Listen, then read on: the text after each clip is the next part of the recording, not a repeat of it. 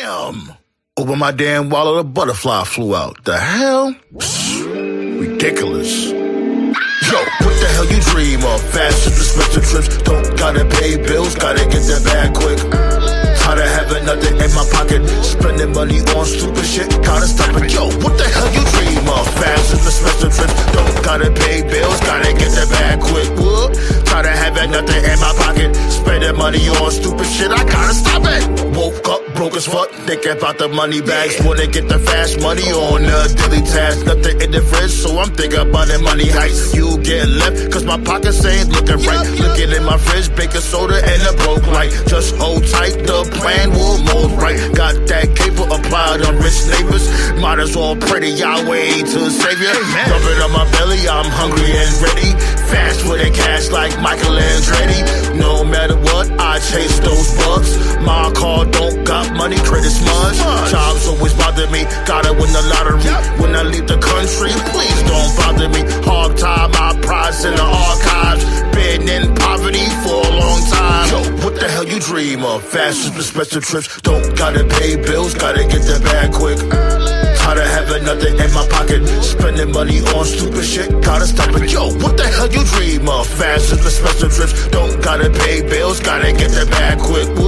Tired of having nothing in my pocket, spending money on stupid shit, I gotta stop it. Dollar per word, my learning curve. Fuck off, you lame birds, my trap is absurd. Pocket watcher got you plotting on the opposition. The only thing holding you back is prison. Getting fired from job, time is running out. Gotta pay the light bill, Con Ed bugging out. It's imperative, that's how I gotta live. I'm broke, don't even ask for a cig. Gotta borrow money to pay what I owe. Hurricane Sandy gave us a blow.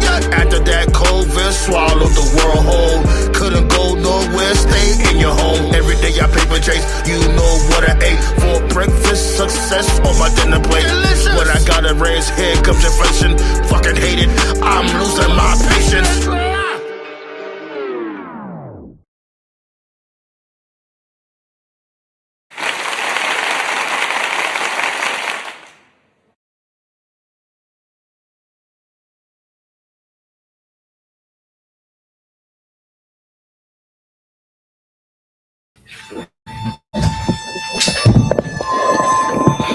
My shit tripping. That's my bad, y'all. Was goody though. Was goody.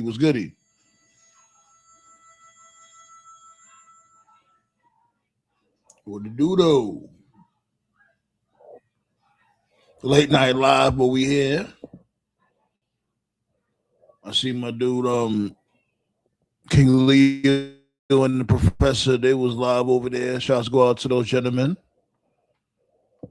I had no time to tap in. Like I'm literally, I'm so all over the place right now. It don't make no damn sense.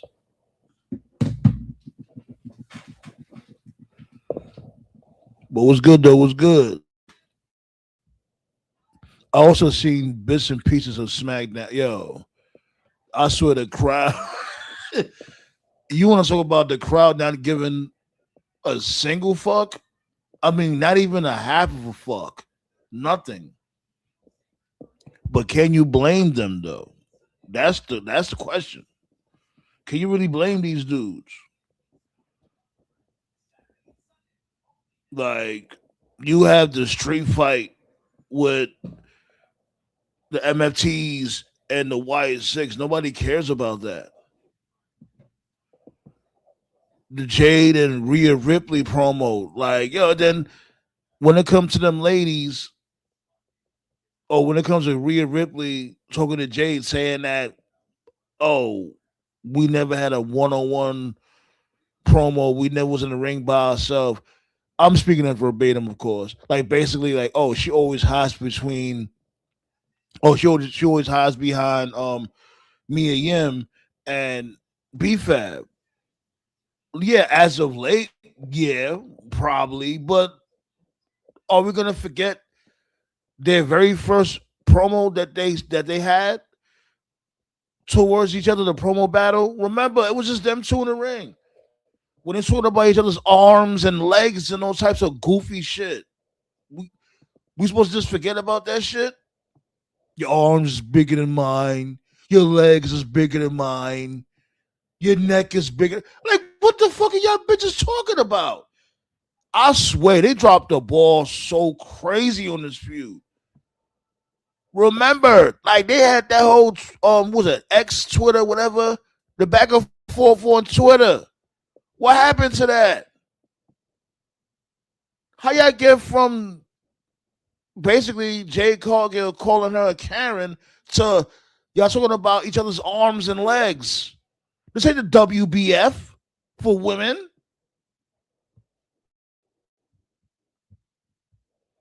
Blaze was goody. How you feeling, my dude? Black Star was goody. Okay. You always got some news. You know what I'm saying? You always have the scoop. What's good though? What's good though, y'all? You gonna talk about Mania and all that? Well, I guess we were talking about SmackDown. You know, we definitely gotta talk about this dude Jay Uso putting the beats on Cameron. And, there's some people out there like, oh, oh, and it's like, yo, why I gotta talk shit about it? Like, yo, it was a fun moment. It was cool. If it was a work, we all know it was a work, but if it was a work or a shoot, who cares? It was entertaining. I swear y'all are annoying. And I get it. Like the most legitimate complaint about, oh, here we go with another celebrity. I'll give you that. Okay, but still, at least that was entertaining. Hit that thumbs up too. Let's not forget about that. Y'all know the policy. Wipe your feet before you step in the house. Get them thumbs up, B. Early with it.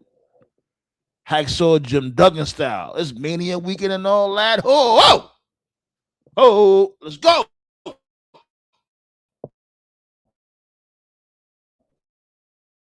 Get him up.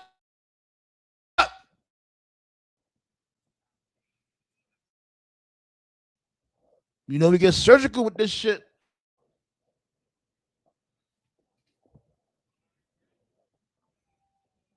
Is Whack Down still on pause? Whack ass SmackDown. Yo, the crowd didn't give no fucks at all. Like, but yeah, the Jay Cargill and Rhea Ripley feud, that could have been something. I don't like how they just watered the feud down so much. Like, whatever happened to that, you know, all the shit talking that was on X. What happened to that? Y'all watered this. Oh man, they watered it down so much, B. Now we gotta look forward to the match. I'm not gonna hold you. I'll be shocked if they have a really good match. That's what I was saying in the other show. I give them ladies 6 minutes. A 6 minute match will suffice. If they go past 6 minutes, that match is gonna be a disaster. Jade has a look. I mean, she looks incredible as a strong black dominant female champion or black women's champion, I should say. She definitely has a look down pack. I don't even know why the hell B-Fab and Meechin even joined her. Like they look so out of place. But that's neither here nor there.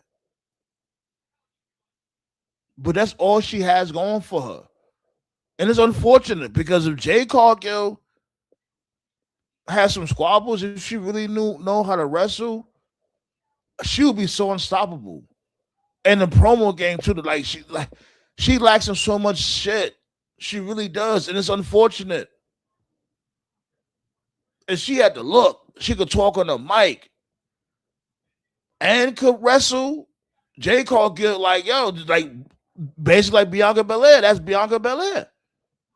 She's okay on the mic. She's really not that good on the mic, but Bianca Belair, she could work in the ring. She got the look. But that's unfortunate shit with Jay Cargill. My arms is bigger than yours. My legs is bigger than yours. And when Rhea Ripley was saying that shit, like, let's really be real, bitch. No, the hell they not. I don't know what you got going on. Like you got an eating disorder or something, unfortunately, but you need to get it together.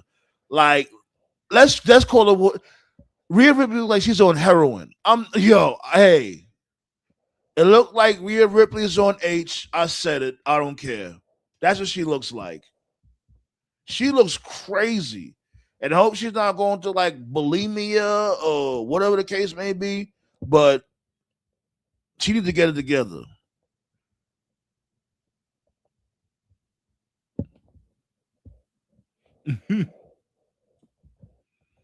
Black Sauce said they are leaning on the Negroes this mania.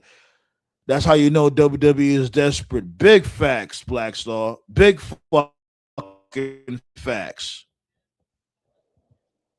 Can't hit up Goldberg. Can't hit up Goldberg. They really hit up Cena. Like, yo, the dude literally just retired. You already hitting Cena up. Come on, son. Get Triple H the fuck out of that office. When are y'all gonna understand that shit though? That's like seriously. He is terrible. 3 syllables. Terrible.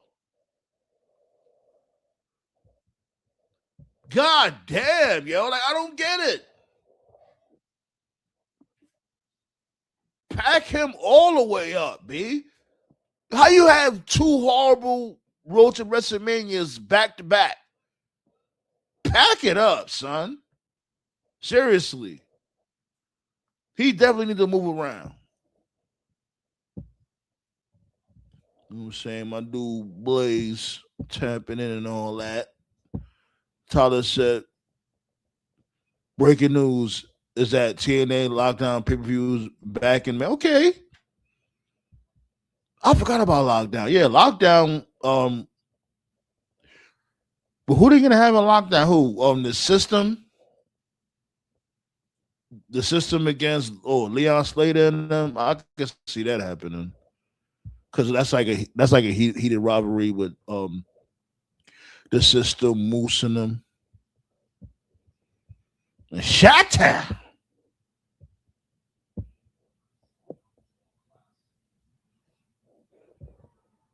Blaze said the whole WrestleMania build up is watered down. But it's gonna come down to one day, is it better than the John Cena retirement tour? Anything is better than the John Cena. I'd rather watch a motherfucking Duke the Dumpster Drosy highlight reel than to watch that damn Cena retirement tour. It will be difficult to make this undercard suck this year.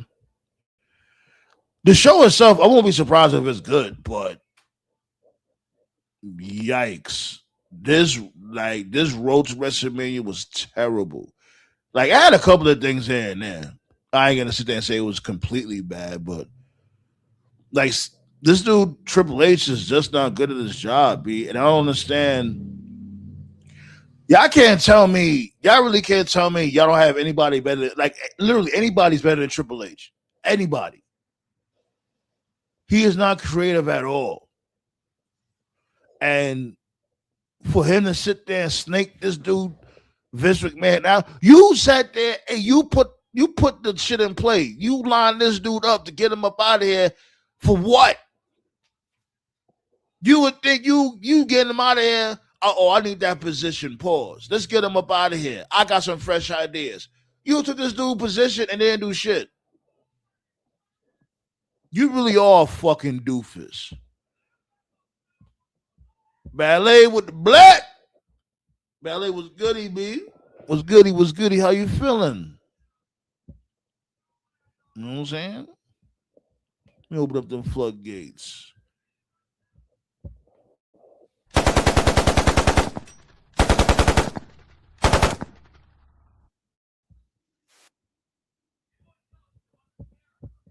You know what I'm saying?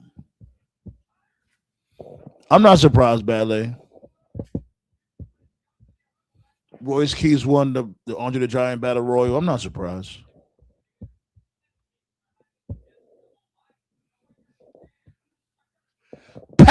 Pow! Right there.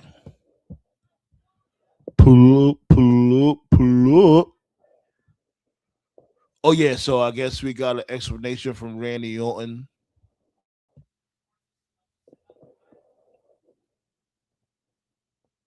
Let's listen to the explanation that Randy Orton gave us real quick. Let's see if we can find that real quick. Hold on.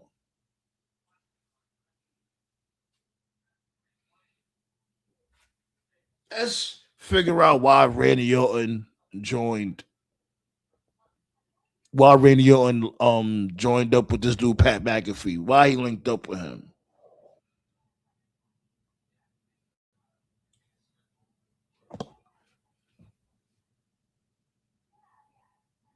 Give me 1 second, y'all.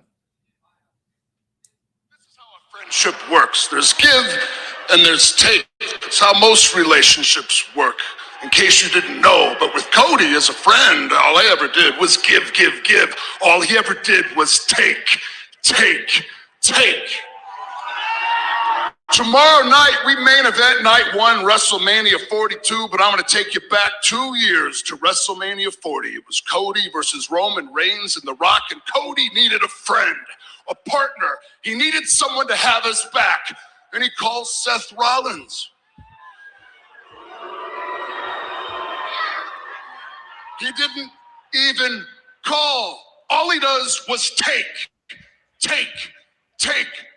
Now, Solo's bloodline is all over Cody. And what do I do as a friend? I'm there to have his back, and what did I get for my trouble? I got put right through that table. Mere months after a career-threatening back surgery. All he ever does is take, take, take. And this is the best one. He gifts a WWE Championship match to my friend at the time, Kevin Owens.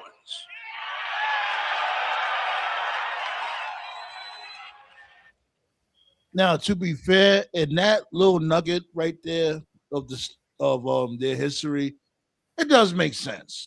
It's like, because we all know he kept eyeing the belt, he kept looking at the belt, and you would think like, you know what?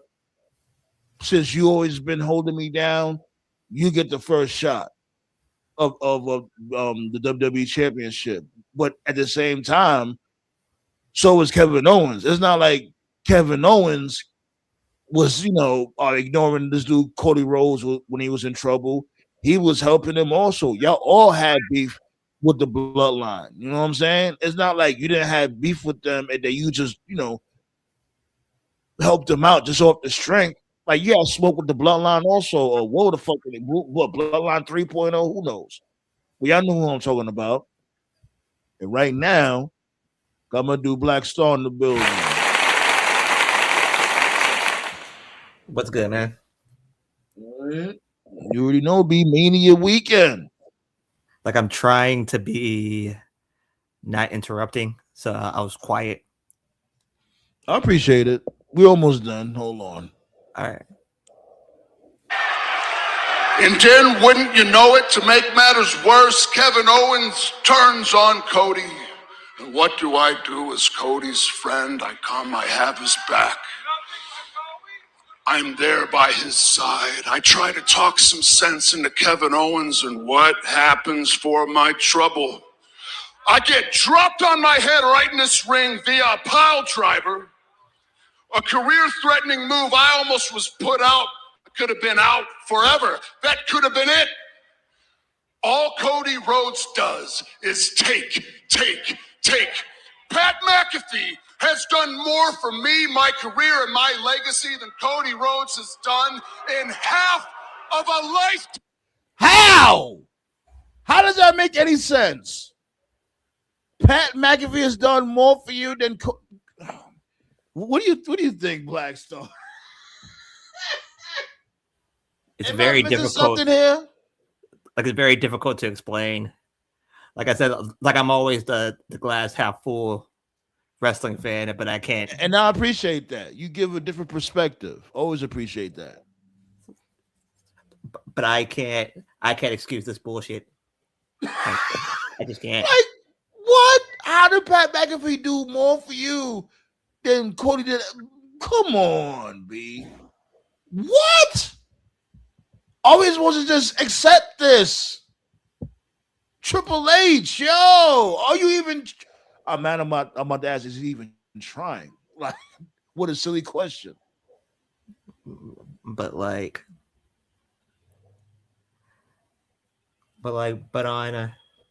or like I'm gonna wait till you bring it up. Man, like I'm not gonna. Cody thinks that bringing McAfee into the fold hurts my legacy. No, Cody, you got it wrong. Helping you these last few years has hurt my legacy than anything else. So tomorrow, WrestleMania, day one, night one, main event, WrestleMania 42, I'm going to fix it. I'm going to right the wrongs. I'm going to fix my legacy. I'm going to take number 15 home where it belongs. And I'm going to do it with the three most dangerous letters in all of sports entertainment.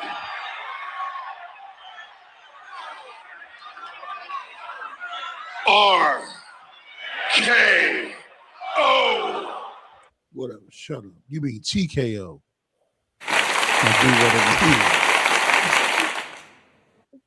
What up? What up, TKO? What's happening? I mean, You know what I mean? Yeah, I mean, dude rolled up in a fucking police car tonight. That's crazy. But hold on, like, what y'all thoughts had? This dude basically explaining why he linked up with Pat McAfee. Any guy was. Go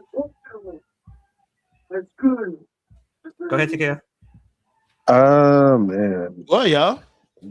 You know what's crazy? I was actually talking to Toph and John about this in the chat. Randy Orton basically said in so many words, I turned on Cody because all these guys were my friends, and all these guys, I've been friends with Cody for years, but yet you chose all these other guys over me, which literally should have been the focal point of this feud, to be honest with you. Like, that was an easy sell. Yeah, but we all know they could have dug deeper, like when it comes to the Authority days and stuff like that, and legacy. Exactly. Yeah, but this just proves that This proves even more that Pat McAfee's not needed. Like, you need Pat he wasn't needed at all. You telling me you need Pat McAfee's help?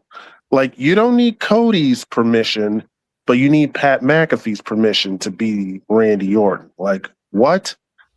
The guy, then he said Pat McAfee, and he said Pat McAfee did more for him than Cody Rhodes. Like, are we supposed to just? I get you trying to get heel heat, but the heel heat is incredibly cheap because it's like, yo, how could we get behind him saying some silly shit like that? It just doesn't make any sense.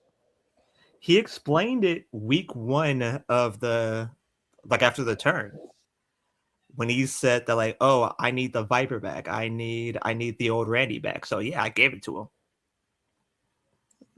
That was very easy to explain. That should have been the beginning of the feud right then and there. Like, yeah, you want the old guy back. I'm bringing him back. What you wanted. Yeah, but still, why Pat McAfee out of all people? You know what I'm saying? Pat McAfee out of all people bring out the Viper. That's the reason why Pat McAfee wasn't needed. That's what I'm saying. Yeah, like everything Randy's saying just proves why Pat McAfee is not necessary. That's all it is. And I was trying to give it a chance. At first, but it's like, yo, y'all motherfuckers don't plan for nothing. Like, there was something funny though that Pat McAfee did. Like, this wasn't even planned. You could tell this ain't planned. They do.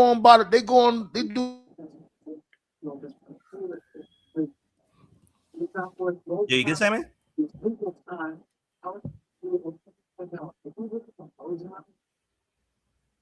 Say, man, you good? Yo. Company, something else, man.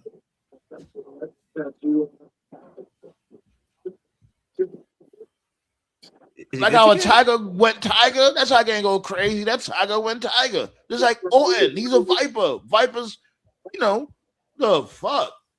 Yeah, Sandman, Randy went Randy. you missed about 95% of that. 95% of that rant right there. So you gotta start all over. I'm glitching up. Yeah, a little bit. Thanks a lot, Ballet. Thanks a lot. Yeah, pretty bad. Thank you.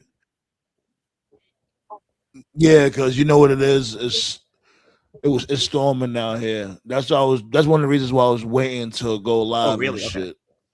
Yeah. Okay. Yeah, it's storming out here, so I might be cutting in and out from town to town. All right, we got your back, man. For real. Appreciate you. No, but like, let me see. Damn, I like- sound that bad. but Pat did something funny though. Like they go like during like the morning, like during like the WrestleMania Expo, and like the Expo. Yeah, we was watching that in the group chat. Yeah, like that was kind of funny. When he said that, we said I can smell the body odor from Indiana. He said, "Oh, you guys, that punk ass kid over there." John Cena, your father. That was kind of funny. So, The Dan Keep Housen me person. posted, Ballet. Like, keep me posted on my audio, please, Ballet. What the Dan hell? Blaze. What happened? Why is CM Punk here? Because it's the Friday before Mania. That's pretty easy to explain. Yeah, it's Mania. Nah, he's And in the ring. He's in the ring with Cody. Oh, that's what I was about to talk about. Go ahead. What you gonna say? The new storyline, again, from what I'm hearing, is that the corporation is supposed to be back on Sunday night. For who? Like Roman, Randy, Sammy, and Jay are supposed to be a part of this new corporation. What the hell? Yeah, we was talking about that in the group chat also. We was talking about like basically like how ECW did with the network stable. And you had this dude Jackal and Rhino and them. Yeah, that's what I've been hearing. And it looks like it's gonna happen. I don't know about that. And they're supposed to be facing Punk, Cody. It looks like they want KO to come back, but KO's not ready. So it's most likely it's going to be Oba and Seth.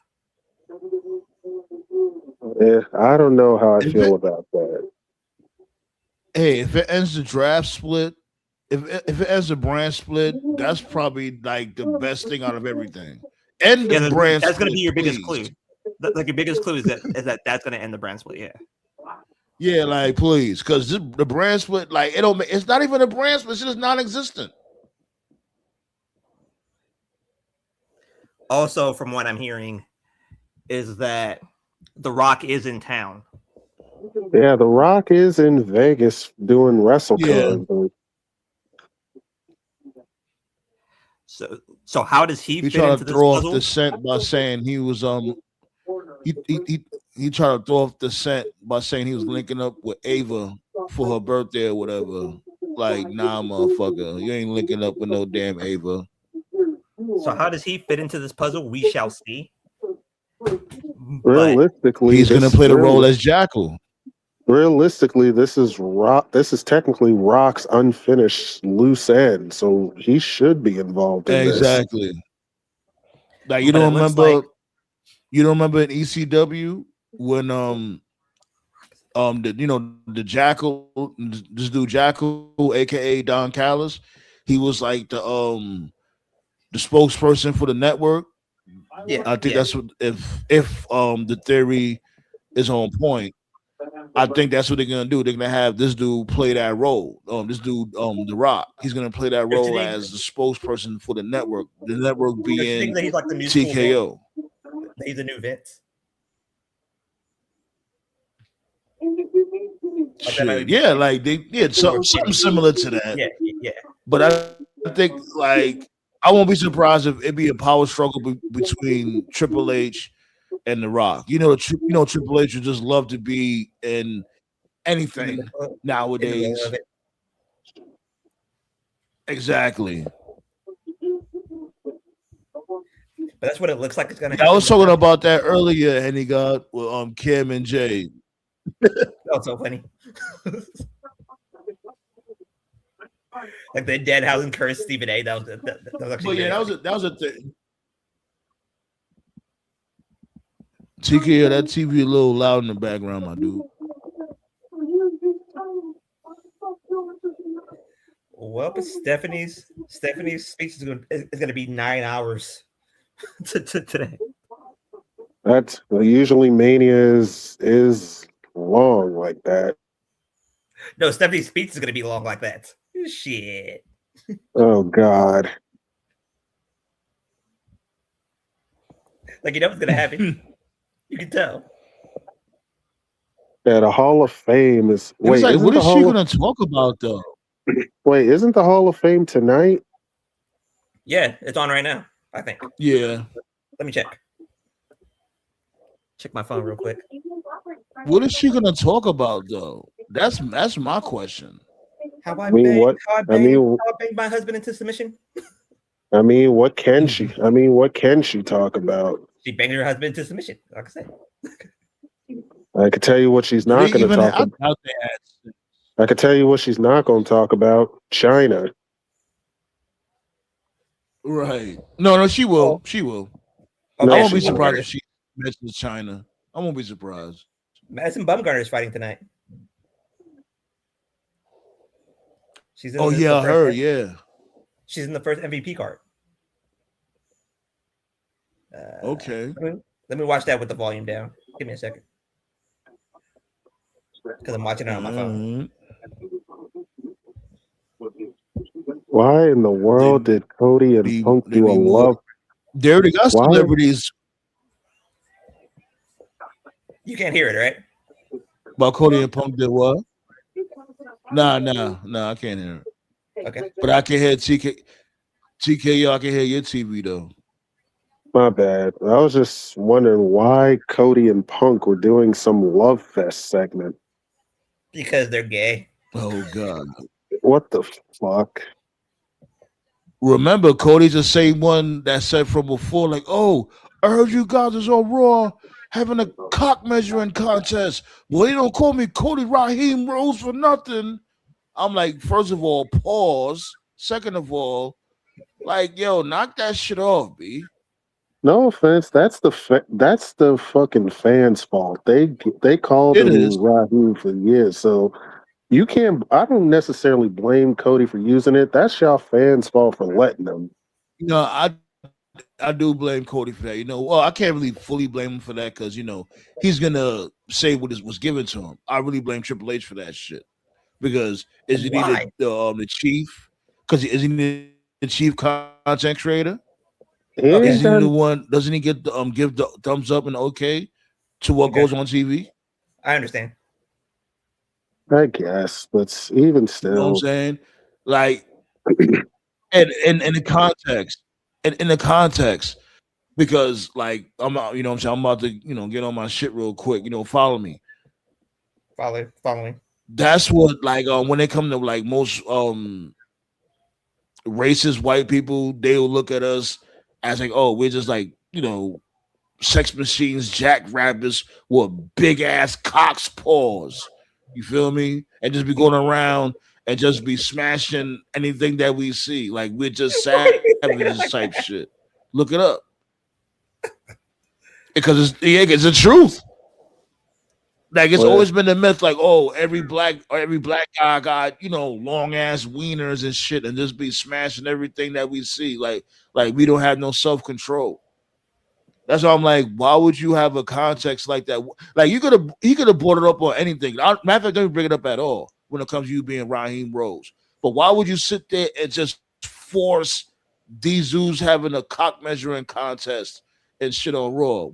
I forgot who was cutting the promo. Oh yeah, it was Roman and CM Punk when they had the first promo that they cut leading towards their match at Mania. Like it's gonna be on in an hour. Exactly. Yeah, you know, I'm over here cooking. You know how I give it up, ballet. Exactly. Since slavery, that's how they looked at us as. So I'm like, yo, why would you? You know what I'm saying? I'll be reading. I read in between the lines, B. Yeah, man, Dingo Warriors. Yeah. Pause. Pause for real, but it's a fact.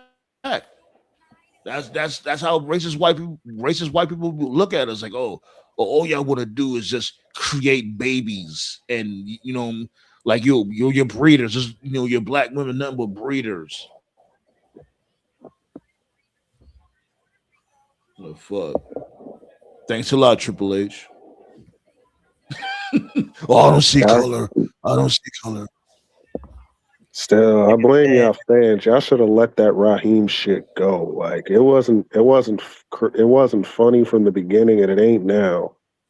Now y'all get mad that Cody's using it. That's y'all fault. Still, that's how I see it. This Mania, and I'm saying this now, like I hope that I'm right, is that the 3 stars in this Mania, and it looks like it's leaning towards that direction, is going to be Jacob, Oba, Trick. Yeah, Jacob, Oba, and Trick.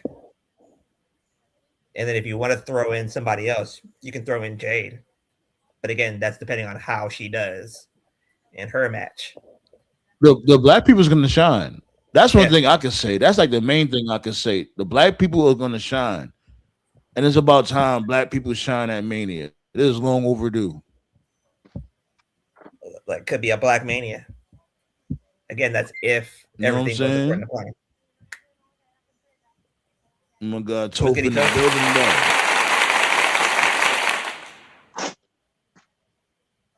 Yo, now can you okay? Yeah.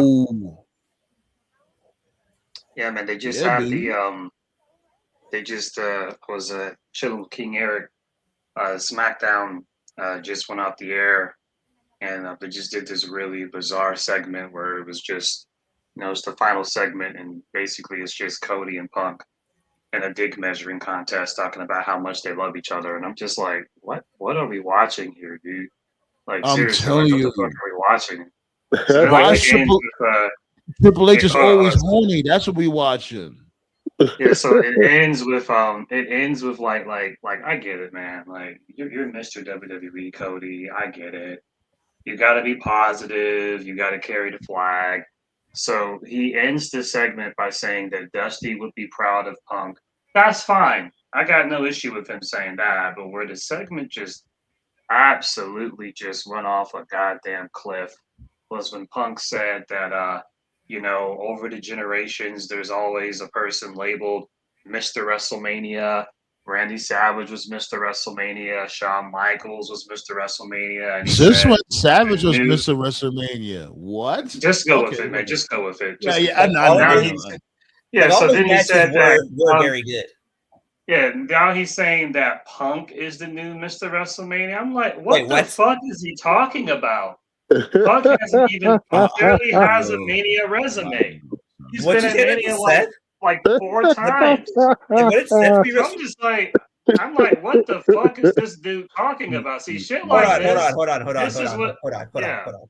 Wouldn't Seth be Mr. WrestleMania in that case? Listen, man, I'm literally telling you what Cody said. Literally, that's what he said. He literally said Punk is the new Mr. WrestleMania. Like, shit like this is what is doing Cody like no favors. Like, you just say, like, it's one thing, like, if you're saying something, you're trying to be like Mr. Rah-Rah, but then you just say shit that just makes no fucking sense. Like, you're putting my own Mr. WrestleMania than Punk is. Right.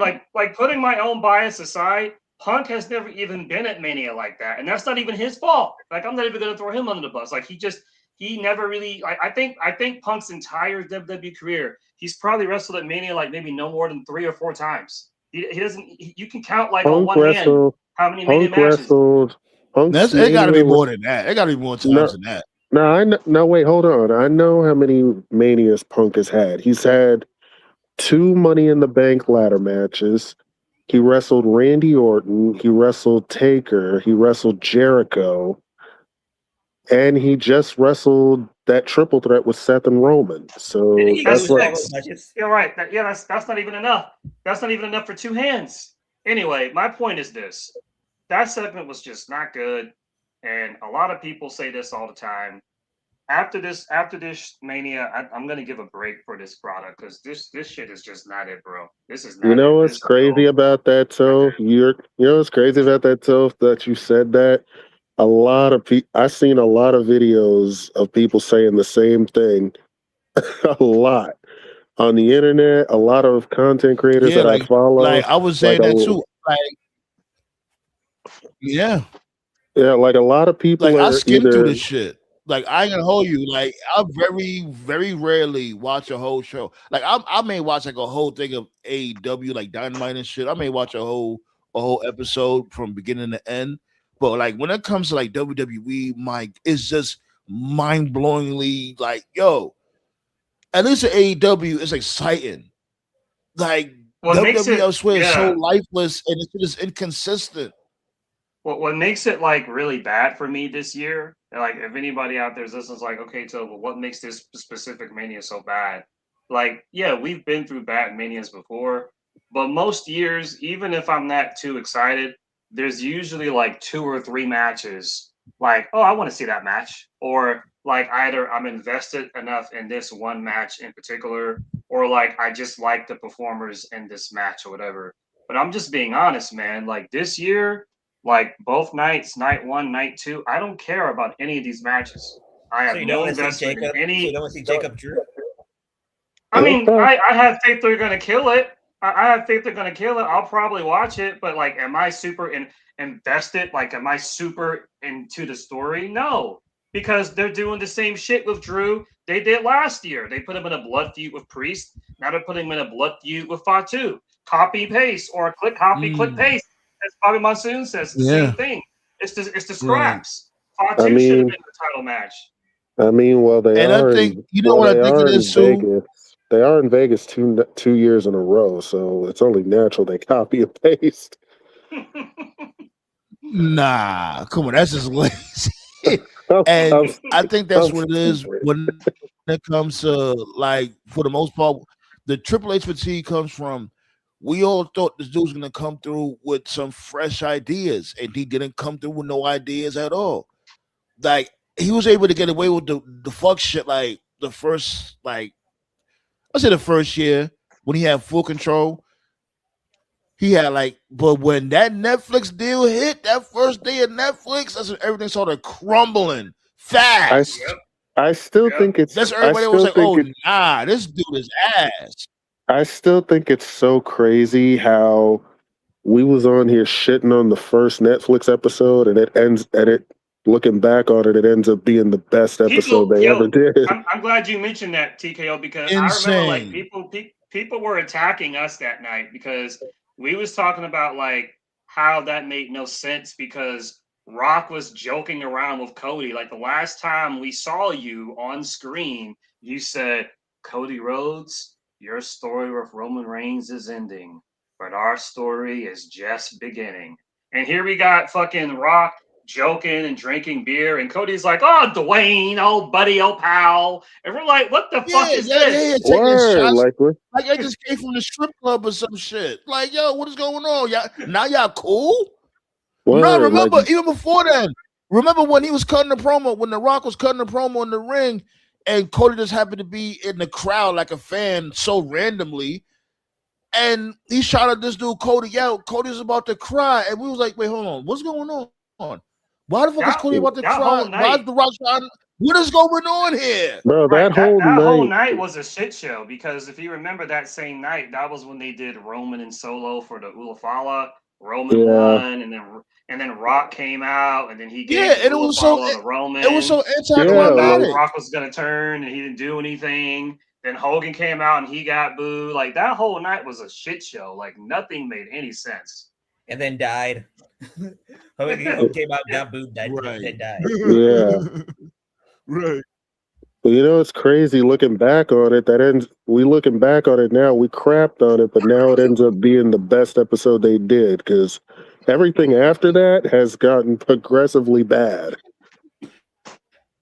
I mean, fast though. Like it wasted no time. Everything was sort of crumbling real quick. Like Triple H got exposed so fast. Like he had nothing. He had nothing in the chamber.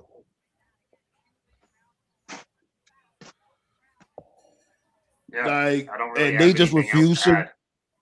They refuse to remove him. And it's like, yo, y'all can't tell me y'all don't have anybody. Anybody could do better than Triple H. Like seriously, we're not gonna Man, do that. my thing is, even if they remove Triple H, he's not even the only problem. Like when we said, like we always said, when Road Dogg left, he wasn't the only issue. It's not just Triple H. But This whole TKO he deal as is. a He's the whole head. fucked it up. He is TKO. Why people He's keep a doing he's a puppet. That man is a He's puppet. He's one of them. That's what the deal was all about. Like, you want to go back to the text? That's Remember, not it. he's That's snake. He's a puppet, bro. He's a snake puppet, Vince, is what he got him is. out the way for his spot. What happened? That's not it, Sandman. He's not a part of the board. Oh yeah. Yo, got He's my a new puppet. coke out shown over here. He's a puppet. He's a puppet. That's what he is. Yeah, that's what he is. Yes, I agree with that. But he's not on the board. He doesn't have any say. Yo, Hunter can't put his way out of a wet paper bag. HBK got to save the day again. Yo, Sean, you may have. Yo, Sean, you may have. Paper for Triple H. This shit, y'all in a cult, yo. I swear, y'all in the Triple H cult. You're putting too much into it. He's not a part of the board, so why would he have a say? My thing is, I'm just scared if Triple H gets removed that somebody worse is going to come along. We thought it couldn't get no. Who can be worse than him? We thought it couldn't get. Who can be worse than Triple H? It can get worse. Who? It's impossible. Okay, bro, remember, absolutely nothing. Okay, bro, remember this. We said the same thing with Vince. Who could be worse than Vince? And what happened? It got worse. Y'all didn't. Y'all don't see the long play. Y'all don't see the long play, right? I'm gonna tell you who's aiming for the job, and he playing the game real He's gonna well. make it worse. He's gonna make it worse. No. I see exactly where you're going. You know who I'm talking about, right? Yeah. Dwayne, yes. He's gonna make it worse. No, I'm telling you, know who? No. Paul Heyman. Yeah. Oh God. Yeah, Paul I remember Heyman this dude playing talking about Dietrich Davis. He's gonna make it worse. I remember Dietrich Davis had he spoke about that. He was like, "Yo, this dude, don't be shocked that Paul Heyman is in the cut, like basically lining Triple H up, just like how Triple H lined up Vince." Hey, he learned the game, man. Like he been boasting about being the one that outlasted everybody. He did. So he plotting and scheming right now. Yeah. What keeps Triple H safe? I agree, Henny God. I agree. Yeah, have Dixie Carter come in. Fuck that. Save us, Dixie Carter. What keeps Triple H safe? I've mentioned this before. I'm watching boxing. What keeps him safe is the reason why he still has a job and he hasn't been blacked yet. And it's one of the reasons why they're so panicked about the WrestleMania ticket sales being down. As long as they get like decent attendance at their shows and shit, at the end of the day, that's really the main thing that TKO cares about. It's their attendance. The product is like at an all-time low, but the difference between this and WCW 2000 is that the product sucked in and people weren't going to the shows. Whereas today, people are still attending the shows. They're not selling out like they were like 2 years ago, 3 years ago, but they're still getting, like, for most venues they go to, it's about 85% full, 87% full. But if you notice these past couple of months, it's getting smaller, not at an alarming rate, but to a rate where people are starting to notice, like this WrestleMania that we're going to see this coming week, it's not going to be a sellout. They're going to make up some bullshit number like they always do, but it's not a sellout. But it's Yeah, WrestleMania. you know they're So gonna when you cook start the to see books. Yeah, they when you definitely start gonna to make see up those some ticket number. sales go down, and you start to see that attendance go down, like for your Raws and your SmackDowns, because typically when they have Raw and SmackDown, they'll usually like buy off like a 15,000 seat arena, 17,000 seat arena. When they start booking those arenas, and instead of getting 15,000 or 17,000, they get like 10,000, Ain't 9,000, Yo, nothing is but somebody bad karma. building a car in the 8,500. background, B? Ain't nothing but bad karma, y'all. Because think about it. If it was New Orleans, they would have sold it out. Yep. It's not bad. Triple H just sucks. That's it. That's really it. I swear that's all it is. That's it. It's not this. It's not that. It's not a conspiracy. He's just bad. Sandman want them packed up. You want to put them on the guillotine? You want to put them on the guillotine? Yeah. For old time's sake, B. For old time's sake, throw his ass on the guillotine, B. Get him up out of here, B. Because it's like I said, he can't take like it's like you can't take when everything is all good. He wants to be on the front line and center, and he like, yeah, I turned the WWE around. I'm bringing all this gates. You got to take the bitter with the sweet, man. Because then now you're doing press talk about, man, this job is hard and all that stuff. I'm like, homie, you won't saying that then? Right. And then not only that, didn't he just bury the whole motherfucking roster? He was like, there's nobody that's gonna compare to CM Punk and Cody and Roman Reigns. Yo, dang, we just buried your whole roster. Like, yo, this dude is retarded. We ain't got no answers. Bro, half of your roster, bro, even that.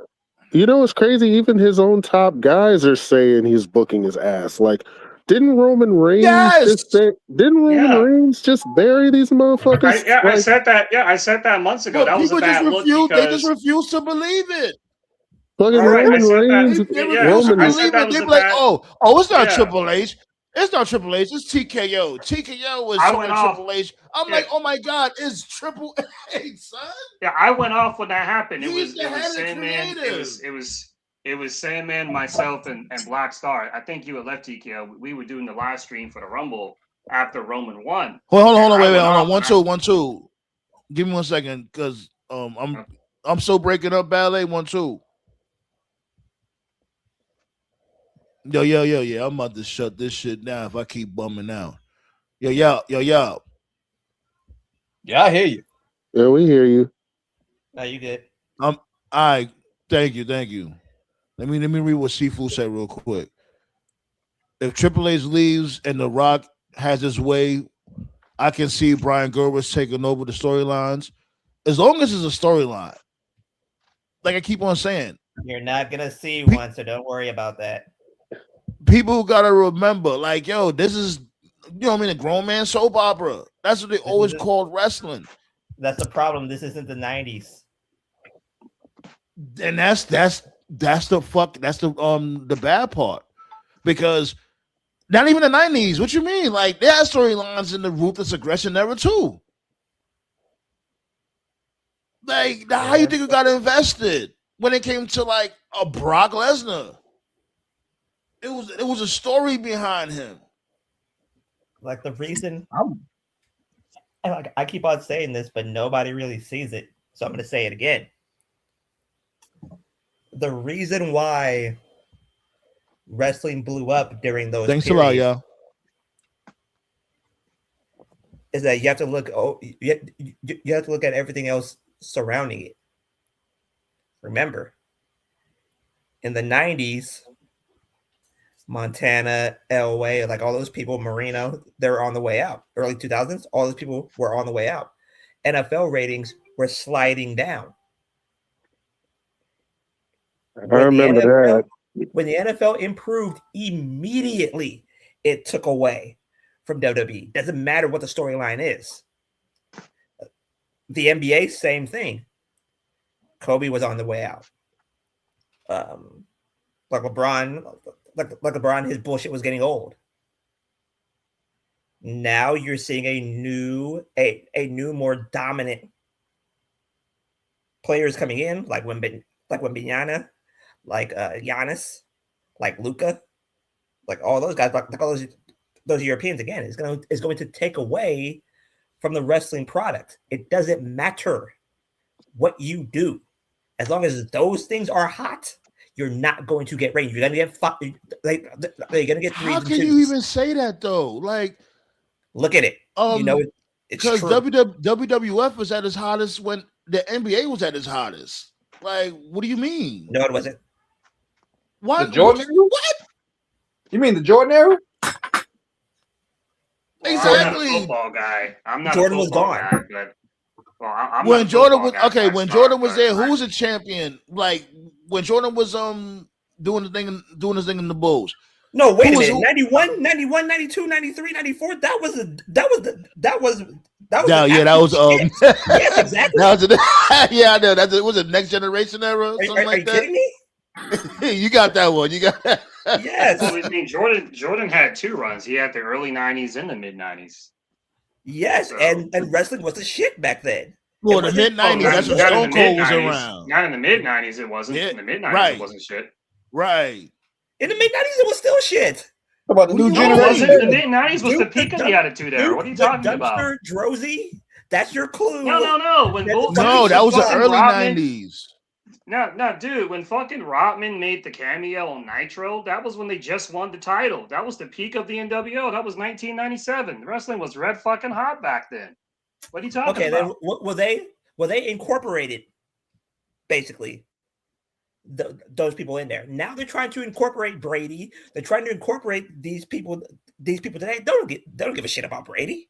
The problem is they keep. The problem is now they keep trying to incorporate people who people don't care about, that don't got that level of star power. I don't care about some of these football players in the crowd with a belt, with a team on there. I don't know these motherfuckers. We talked about this on the last episode. We talked about this on the last episode. The problem is, in the modern day, celebrities of today, they don't match the celebrities of the 90s, the 80s, those they don't have cool life.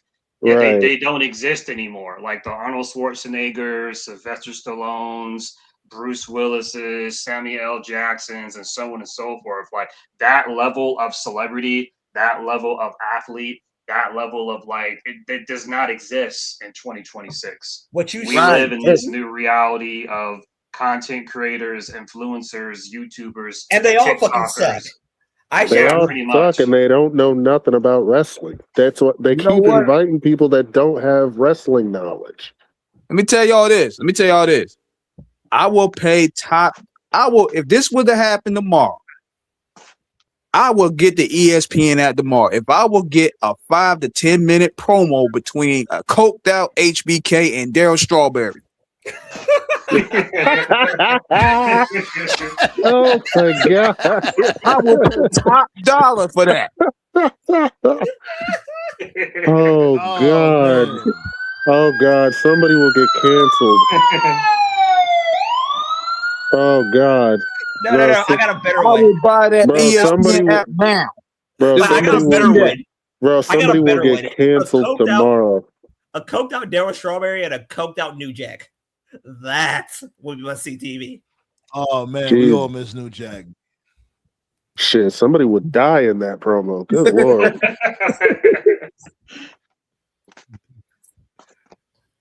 But the celebrity, it's like the celebrities here. It's like they're basically they're not looking at people that really are fans of it. They're just looking at analytics. They're like, hey, look, you like WWE? Well, I only know about the Hardy Boys and Stone Cold. Okay, we'll bring you on. Here's a belt. You know, you can show it off a little bit, and we'll show you on the company. Like to me, they be thinking The Rock is still full time or some shit. This is just my opinion. Strawberry's a preacher now. I'll bet. Wait, what? Darryl Strawberry's a preacher now. This just I'm not surprised. Everybody's praise the Lord, everybody. This just my opinion, and everybody's gonna have their own take. To me, that larger than life celebrity, where everyone knows, that shit died out. Like, if I'm being brutally honest, that died out like in the late 2000s. So like between the transition from the late 2000s to early 2010s, that's when that died out. The last time WWE had a celebrity featured at a WrestleMania where like they brought the celebrity in, and I think pretty much everyone knew who he It wasn't who was. the fuck is that? Honestly, WrestleMania 24 when they did that Big Show Floyd Money Mayweather situation. Everybody knew who Floyd was. Everybody knew about the Money Team and the Money Team memes and all that. Pretty much, maybe you didn't like Floyd Mayweather. Maybe you didn't give a fuck about boxing anymore. But pretty much everyone that I knew anyway, they knew Floyd. You know, it was whatever. They had their match. It was fine. It worked. That was basically it. After that Big Show Floyd Mayweather thing, celebrity and corporation with WWE, it's just been a mixed bag. I remember when they put Bad Bunny, when Bad Bunny was introduced. Bad Bunny was a big star, but a lot of fans, myself included, didn't know who Bad Bunny was. They never heard of him before WWE. People know who he is now, but I remember like being it was a really big disconnect. There were so many fans out there who were shocked. I was like, wow, I can't believe there's so many people who don't know who Bad Bunny is or whatever. So that to me was like kind of like the first sign of we have a cultural gap going on here where we're getting like a new level of celebrity, whether it's a singer, movie star, influencer, where so many people watching legit have no clue who the person is. Like, and let's be honest here, right? How many of y'all knew who Jelly Roll was before he showed up in WWE? I still don't know who Jelly Roll is. I only knew Jelly Roll from his feature on that Eminem track. Outside of that, that's it. I still don't know who he is. I still don't care who he is. I don't really care. Yeah, I'm like, now, how they did it with Cameron and Jey Uso, no, that's what we want to see. Like for instance, like you know, like Ice Cube's kid, right? Yeah. Like he's doing a live episode of his podcast after Mania. I think nights 1 and 2. That was like, why didn't ESPN bring him in? Like, why didn't they put like what's going on here? That's a good idea. If you want people interested, I don't get it. If you want people interested in your product, you know why? You know, I won't be surprised if this is the reason. Is because you know this dude O'Shea be going to we don't want no niggas over there. Yeah, true. But it's not only that. If he was to show up like in WWE programs, they put it in his contract like, yo, you can't go to AEW, you can't go to Hog, you can't go anywhere else. You can only go to WWE. No, they are. They're putting him on the after show after nights 1 and 2. Like I saw it on my ESPN app. Yeah, he's contractually under the WWE. Yeah, he has a deal. He has some type of deal with the WWE, and that would work. But so wait, hold on. But he be going to other promotions though. How did he make that? How did he do that? Like, cause you notice he be going to other promotions too. Maybe hey man, that's what happens when you got. He's not on he's not on an actual like program, but he's in the crowd. He'd be like having front row seats and all that. Maybe he gets paid. Maybe they pay him to do that. Like he's not like signed to them exclusively, but they worked out like some type of a deal where he could just do interviews after Mania or something. He's been a little quiet lately. I'm the West Side Gun is pissed.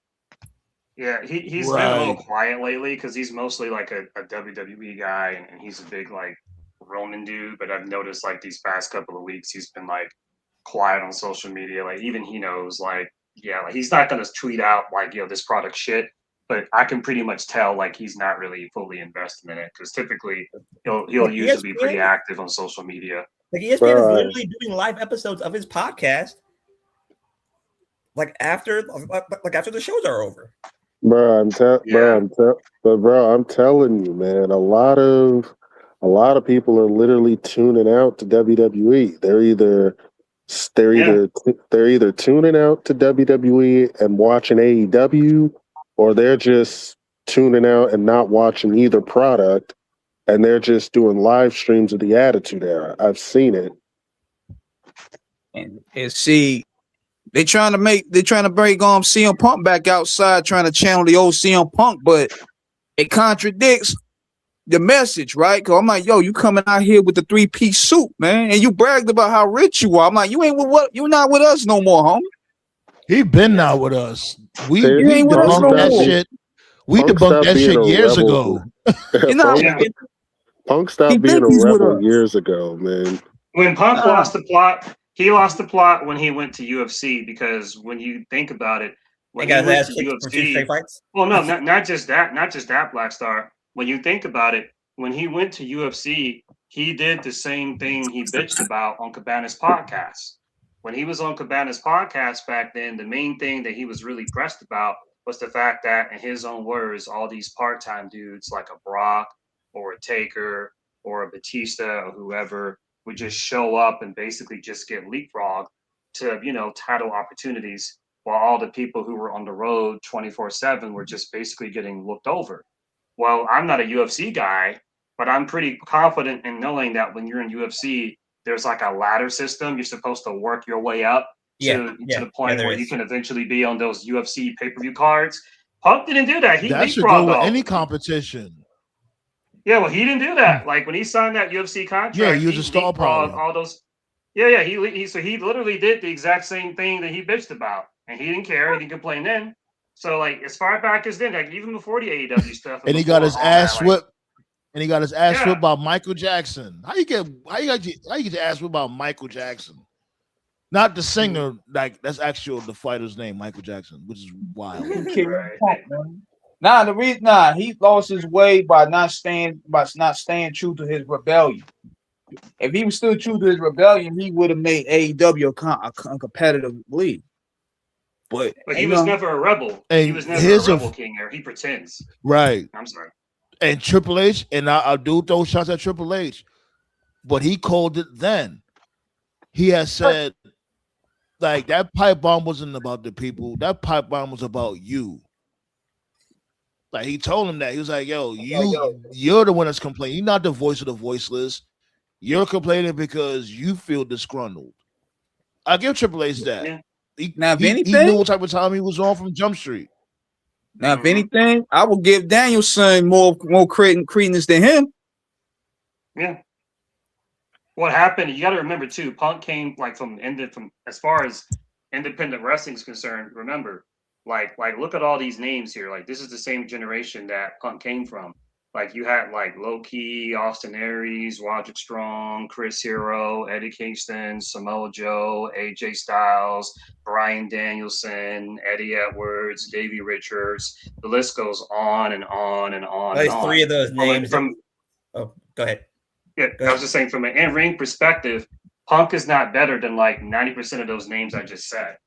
He's not bad in the ring, but he's nowhere near as good as most of those names I just said. So at some point, he was probably like, and this was years ago, I'm assuming, he was probably like, damn, like I can't fuck with Joe. I can't fuck with AJ. I can't fuck with Danielson. I can't fuck with these guys. And like, damn, what can I do? What can I do to really make myself, stand out, And that's probably where he got the whole rebel thing that Sandman was alluding to. I'm going to create this persona that I'm like this rebel, that like I'm a Roddy Piper, I'm a Harley Race, I'm a Tommy Dreamer. I'm going to create this persona. And it worked. For a long time, many people bought it. But if you actually analyze his career, like Sandman said, like King Eric said, he's not a rebel at all. He's just a guy that pretends to be a rebel, but he's not a rebel.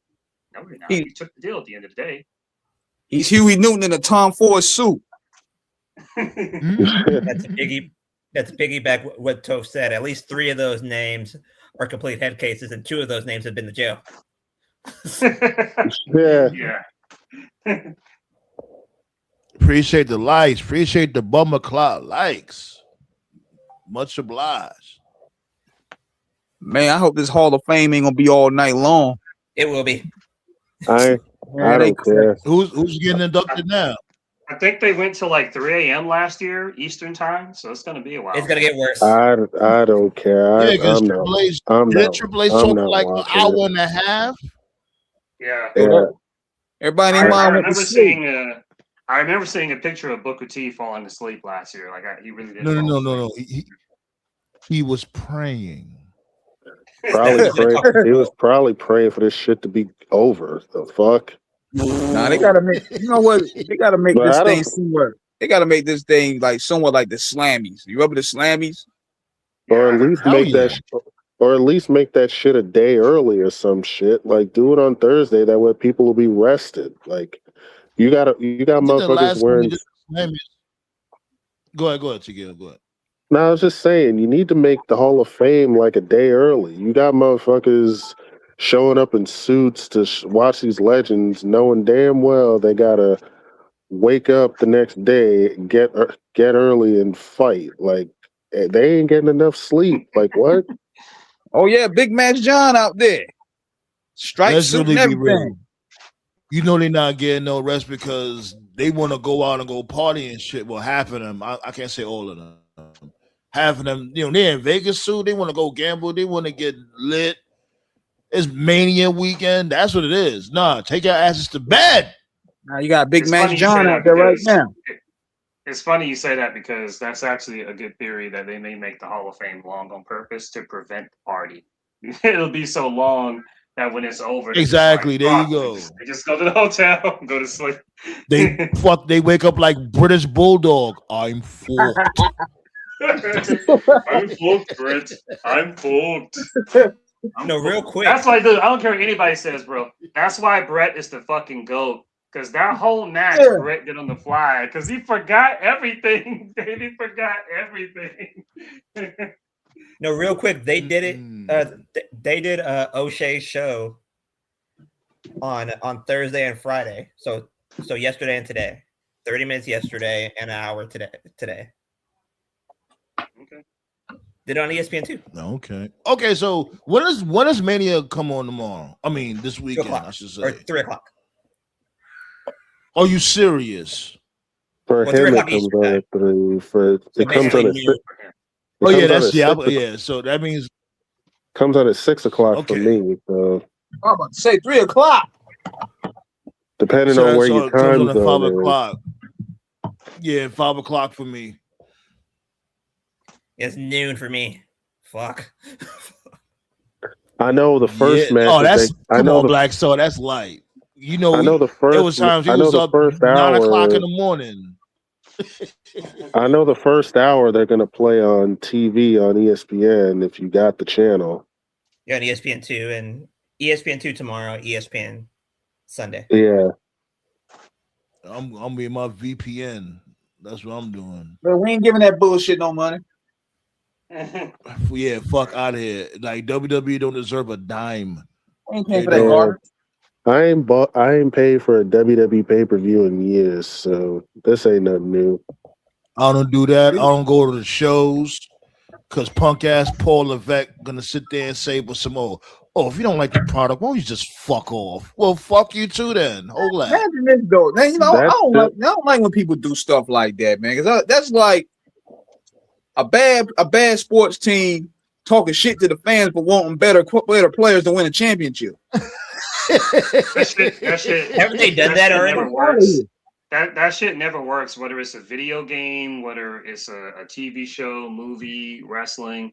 The number one rule: WWE is the only one that does that. Never ever attack your audience. It reminds me of that Brie Larson chick, the one who played Captain Marvel. She was very unlikable, and people just didn't like her. And she made like some condescending comments saying stuff like, "Oh, if you don't like the movie, it's not for you. If you don't like the movie, don't watch it." Like, dude, don't fucking say that. And then the Marvels was like the lowest rated, lowest bought purchase like MCU movie ever. Like, dude, like, oh my god, you tell people not to watch the movie, and then that's exactly what happens. Like, I don't know, man. That's like Jerry Krause. That's like Jerry Krause after Michael Jordan, Robin, and Pippen left talking about something you don't like, you don't watch. Motherfucker, we don't want to watch. We want to see Michael. That'd be the ridiculous shit. Oh, you don't like it? Just don't watch. Nigga, I don't. That's the point. I want to watch the show, dickhead. That's what he killing me. I'm gonna throw jabs out there. They be killing me in the network group, the Jobbers Network. Like you don't watch. Oh god.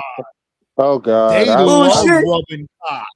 I've been left that bullshit. And then fans like that will try to dispute that, like, oh, like the numbers are as big as it's ever been. Like, then you provide facts. Like, no, it hasn't. Like, it's smaller now. Bro, why is that always their go-to card? Every time you say you don't like it, oh, but the ratings and the numbers and the ticket Sound buyouts. like Who Jerry gives a Jones. shit? Sound like Jerry Jones and shit. Good fucking lord, man. Is Nah, that your man. favorite card? So I'm like, yo, so that's what y'all gonna pull, man. Even though we fans want to see better players so we can get a championship and enjoy the product, but y'all want to sit there and sit in mediocrity. I said, okay, bet we'll leave. Here's the thing, and here's the thing too. What is the point of the writers? You have writers, like y'all motherfuckers ain't sitting there writing moves to the match. You're not doing that. You're not. You know what the problem is? Know what the problem is with the writer Sandman? Know what the problem is with the writer Sandman? What's up? They're wider than old white out of touch mayonnaise munchers. Dudes that used to get smacked in the class. No, those they're wider. They're wider than a Chris Pro Club t-shirt. So why in the fuck? Yo, I'm telling you, like, yo. And that's the thing. Like I keep on saying, the writers team got to be more diverse. See, here's the real problem, man. We owe Road Dogg an apology. Here's the real problem, man. I'm going to say the quiet part out loud, and this is how, like, I don't care what anybody says. Like, someone's definitely setting up Triple H to get whacked. This is the third year in a row where Mania has been blown up mid-season. 3. Once is once. Anybody can fuck up once. Twice is a coincidence. 3 times, that's a pattern.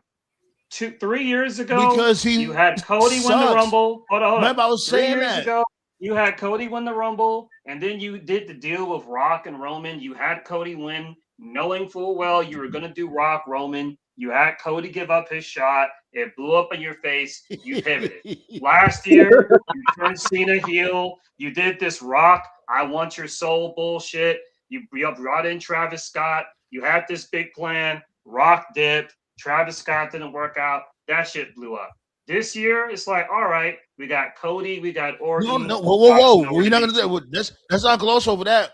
Let's not gloss over that. Remember, The Rock told them in advance he wasn't sticking around, and Triple H still booked that shit that way. But let's not gloss over that. But go ahead. This year we got Cody and Orton, and it's like, all right. Hold on, let him continue. Let him continue. So it's like this year we got Cody Orton, and it's like, okay, Cody's the champion.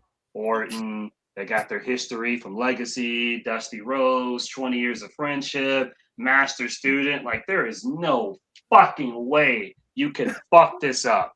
You have Orton go batshit. He takes out Cody. Okay, we're gonna get the IED Orton back. Next thing you know, you introduce this phone bullshit where he's talking. As soon as they introduced the phone, I was like, oh no, they're gonna introduce something completely unnecessary to this. People are saying, oh, maybe it's gonna be The Rock. Maybe it's gonna be Ric Flair. Maybe it's gonna be Cowboy Bob Orton and it's fucking Ric Flair. Jeez Louise. People were saying that, man. So like, this is the Can third Ric Flair year in even a row. walk up the steps to the ring? This is the third year that your Mania has been blown up. Triple H 3 times, not once, not twice, not 3 times. And I think, you know what? And I think the whole year would be so ass. The whole year would be so ass when it gets to getting close to Mania season. They start to panic because it's like, yo, Triple H ain't do nothing all year. And it's like, y'all not paying attention? Like, yo, motherfuckers be beefing for 8 months. 8 months. And people still be sitting there like, yo, this show is good. What is going on here? Fucking hold up. They fucking did this. Sandman. Wait, hold up. To back up Sandman. That 8 months is not an exaggeration. Cody and Drew started their feud in September, and they were still feuding in February. They were still feuding. I'll do you one better than that. This show was so exhilarating. I'll do you one better than that. I'll do you one better than that. The fucking Wyatt 6 and MFTs were feuding for exactly 8 months. Man, that shit. Yo, you know what? Get him out of here. They lost tonight too, right? They lost tonight. Get them out of here. They're done. Who? Pack all of them up. The Wyatt 6 lost to MFTs tonight, but yeah. Yeah, it's a wrap. That should have been a loser leave town match. Y'all done. y'all so done. Like, we don't want to see y'all. Don't even go to Raw. Go to NXT.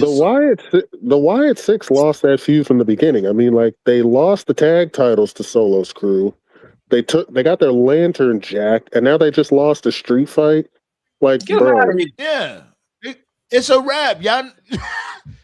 And remember, before then, they held the tag team titles hostage. Yeah. They did nothing with the tag team titles. They literally obliterated the tag team division on SmackDown. Yeah. And not in a good way either. They just didn't defend the belts. They just went home with them shits. Use them as coasters. And Uncle Howie ain't Bray Wyatt, man. Look, listen, Bo Dallas, bro. I understand you're doing this Wyatt 6 thing to honor your brother Bray. That's great. Yeah, it's not working. That's great. We miss Bray. We love Bray, but bro, it's not hitting. Not just because of your booking, but because you're not as charismatic as your brother was, and that's okay. The problem is every faction you've ever seen in your life from any company, regardless of era, there's got to be somebody in the group that can talk. Someone in the group has to be able to cut a promo. So from the very beginning, off Jump Street, I knew Wyatt 6 was not going to work because none of them can talk. Bo can't talk. Roland can't talk. Dexter can't talk. Joe Gacy, as far as I'm aware, I've never heard him cut a promo. Hold on. I'll say this. When it came to the vignettes was actually good though. Remember the vignettes they was doing with the tape? With the VHS tape? I remember. I thought those. It's like they stopped doing that. I thought those were creative, but you know what? It's like this though. We in a different time and era where supernatural shit don't work anymore because the media, social media, overexposed everything. I mean, it would have worked in the '90s. See, well, really, what it is, I'm more of an in-ring. I'm more of an in-ring guy, but I acknowledge that character and being able to talk is important. At some point, though, like if you're a professional wrestler, if you want to get to that next level, at some point you're gonna have to be able to talk. I'm not saying you got to be Ric Flair or Roddy Piper or Randy Savage, but you got to be able to go out there in the ring and talk and hold the crowd for 5-10 minutes. You know, Jey Uso couldn't do that. That's why he fizzled. I'm just being honest, and I say that as a Jey fan. You know, I gave that same criticism to Hook in AEW. You know, Hook is decent in the ring, but Still like, can't cut a promo. he never talked. Right, he never talked, and I feel like when they put him in the ops with Joe, I feel like that was TK's way of like maybe hoping some of Joe's charisma could rub off one, because sometimes bookers will do that. Right. That's why he doesn't look like a menace. Yeah, that's the thing. I always said that about that dude Hook. Like Hook looked like Mark Paul Gosselaar. Like, get the fuck up out of here. You look like a fucking pussy ass, dweeb ass motherfucker. Right? Yeah. That's one of the oldest. You got mad shape up. Yeah, he tried to give him a tag, but no, he don't look like that. I'm like, come on, man. We can't take Zach Morris as a badass. What Taz is it's a very common like trick in wrestling where bookers they'll put someone who isn't good on the mic either in a tag team or in a group with other people, hoping it'll rub off. That's why Vince put Rock with Ron Simmons, because Ron could talk. That's why Dusty put Austin with Pillman, you know, when they were the Hollywood Blondes, because at that time Pillman could talk, Austin couldn't talk. That's why TK put Kyle Fletcher in the Don Callis family, because Don can talk. Sometimes it works, sometimes it doesn't work. But nobody in the Wyatt 6 can talk. So if they can't talk, it's not going to work. None of them can cut a promo. Can Nikki talk? I've never heard her cut a promo. Can she talk? No, she can't. No, not really. Nikki's got It's short and that's mostly because of Nikki's accent. She's got that thick Scottish accent, so it's hard to understand her. So yeah, that makes Yeah, sense. she don't really talk much. She's a female groundskeeper Willie. pretty much. Yeah. But yeah, B. But Darby nevertheless, Allen. lot of Darby people mad Allen, about huh? that. Lot I'm of gonna people go upset to Darby about that. Allen real quick. We keep it. Darby Allen is the new AEW World Champion. I'll let you guys handle this one. Spread the coke. I'm not in it. You know how I feel. Yeah. I'm happy for him.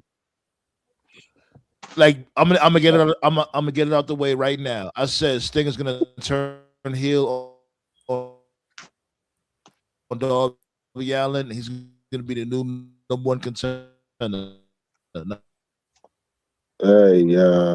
I'm playing. Nah, I would like Sting.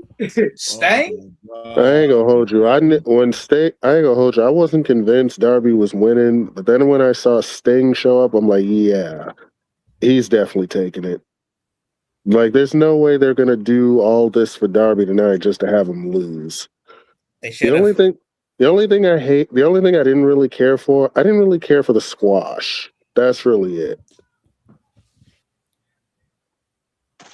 I didn't really care for it to be a squash match like that. I don't know if it's about this. I don't know if it is about this generation of talent. It's like they don't speak up against the book or anything. I'm like, hold up, do y'all care about the concern of how your character gonna be booked or how you gonna be portrayed? Because how you make money is how you portrayed on camera. How you portray is how you sell T-shirts, how you sell merch, and how you put asses in seats. So MJF could argue that. I think. Go ahead. I was gonna say I think it just depends on the particular booker or the particular promotion. Like for instance, like WWE or whatever. I've heard plenty of stories of superstars coming to events or whoever their agent is with ideas, and they'll get turned down. And it's like, yo, don't y'all want us to reach for the brass ring? We come to you with ideas, and the shit always get turned down. Right. And that discourages people. Because you see, it's a corny business. It's not what people think it is. Because you would think it would be an even playing field. Well, oh, you over. What's going to push you to the moon? Nah, we got to like you. You can sell all the merch all day, but we don't like you, it don't matter. Yeah, well, for me, I don't really have much to say about it. I wouldn't have done that personally, but I'm not gonna put my feet on the ground or anything. To me, this is just simply it's gonna be a Mick Foley type of run. Like I said the other day, if I remember correctly, when Mick won the title on that January 4th Raw all those years ago, he dropped it right back to The Rock. I think it was like 3 weeks later at the Rumble.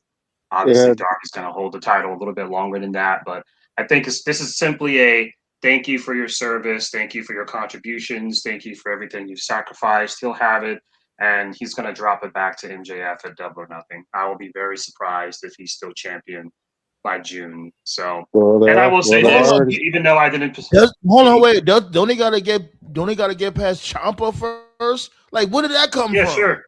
Yeah, they are. I was about to say that Tony Khan ain't wasting no time. Darby Allen about to fight Ciampa on Wednesday. They're like, get back on the blade. How did he become the number one contender out of nowhere? What is going on? It's not really out of. It wasn't. It's not really out of nowhere. Ciampa's actually been racking up. He won 2 matches, right, Black Star? Yep. No, he actually been winning more than that, and he actually challenged the winner like literally this past Wednesday. So yeah. Well, the one last thing I was gonna say is one thing I do like about AEW is I do like how they have big title matches on TV every so often. They don't do it every week, but every once in a blue moon, they'll have a big title match on television. And I do think that's something WWE needs to do more of. Triple H is too. Well, shit, they ain't got no damn choice.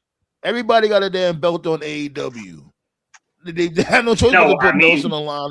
No. What I mean is like they have like world title matches on AEW. I'm not talking like secondary title matches. Like every now and then they will do like a big world title match on television.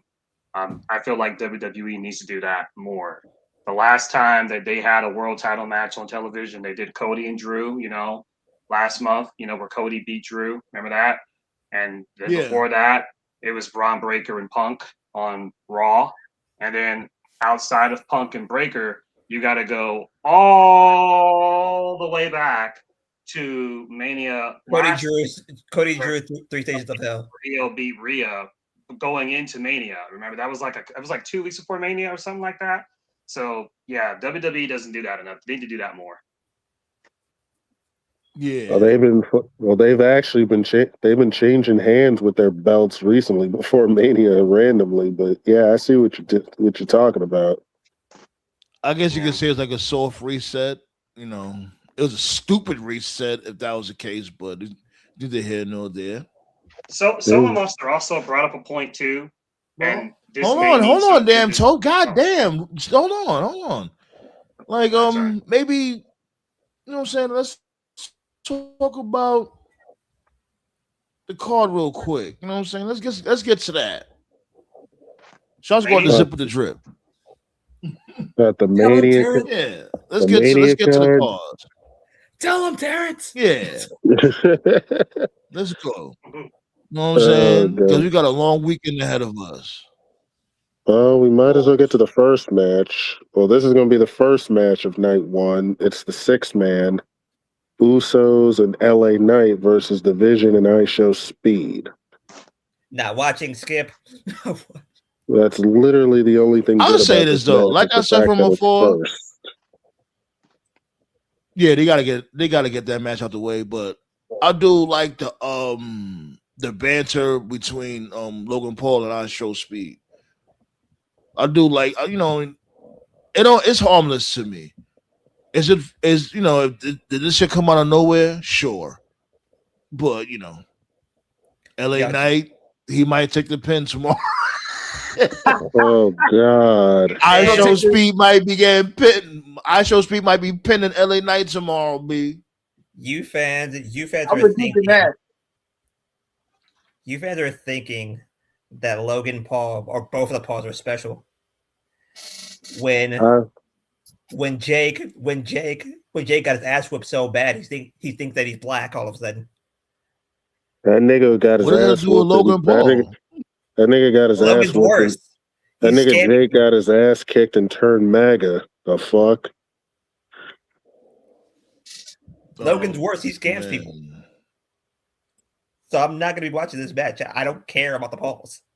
I just don't. Okay, you don't. Okay, you good? Like shit.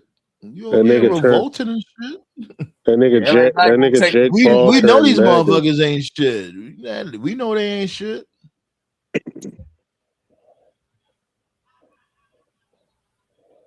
Blaze said he's fine with I Show Speed getting the victory. Yeah, like I Show Speed's gonna do some impressive shit. We already know that. But and I think jokes aside, the Vision, they the tag team champions, so it'll make no sense for them to lose as champions. I know the belts ain't on the line, but you gotta make the tag team champs look strong. So yeah, I think they're gonna win that match. The Vision is still ass anyway, but Well, they've been wanting to get them as tag team champions for a minute, but whatever. Yeah. Give you live updates of the basketball game. Nah. What about Hall of Fame? What's going on in the Hall of Fame? Hold on. Just anybody started. watching the Hall of Fame? No. Let me tune into it right now. Give me a second. All right. Keep on talking. While you cue that up, I'll get into the next match real quick. Yeah, I'll be right back. Go ahead. The next match I'm gonna get into is Fatu versus Drew, Okay, now I'm unsanctioned. back. Fatu versus Drew, unsanctioned, which is also going to be live on ESPN too. Oh God. Jacob. Yeah, I think Jacob wins. Jacob needs to win more, but especially if Drew is really leaving to finish his movie. Like right now, they're doing the teaser trailer for the Hall of Fame.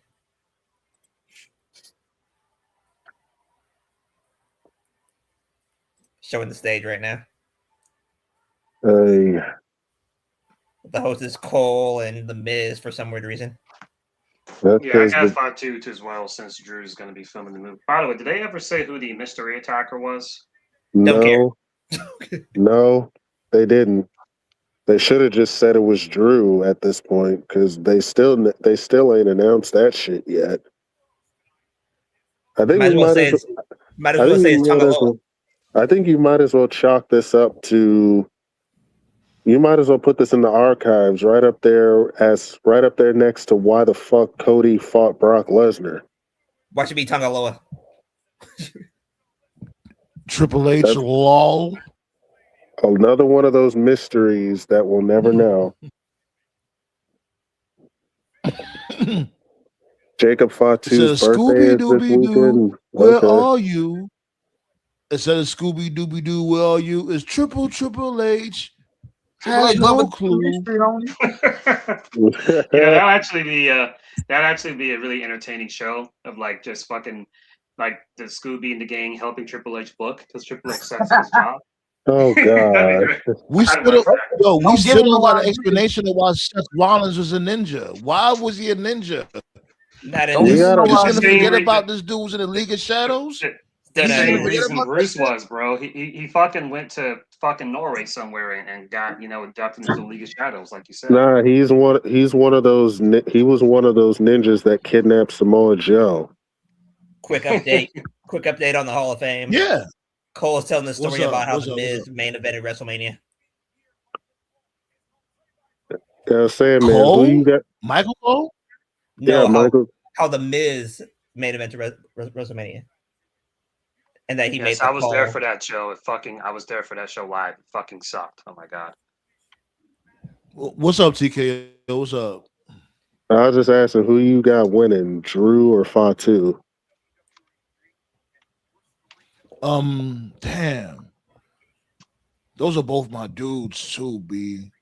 I'll say this before I decide the winner. It will be a badass tag team. I'll say that. They would and be. like a legitimate tag team. You said, Black Star? I said they would be. Yeah.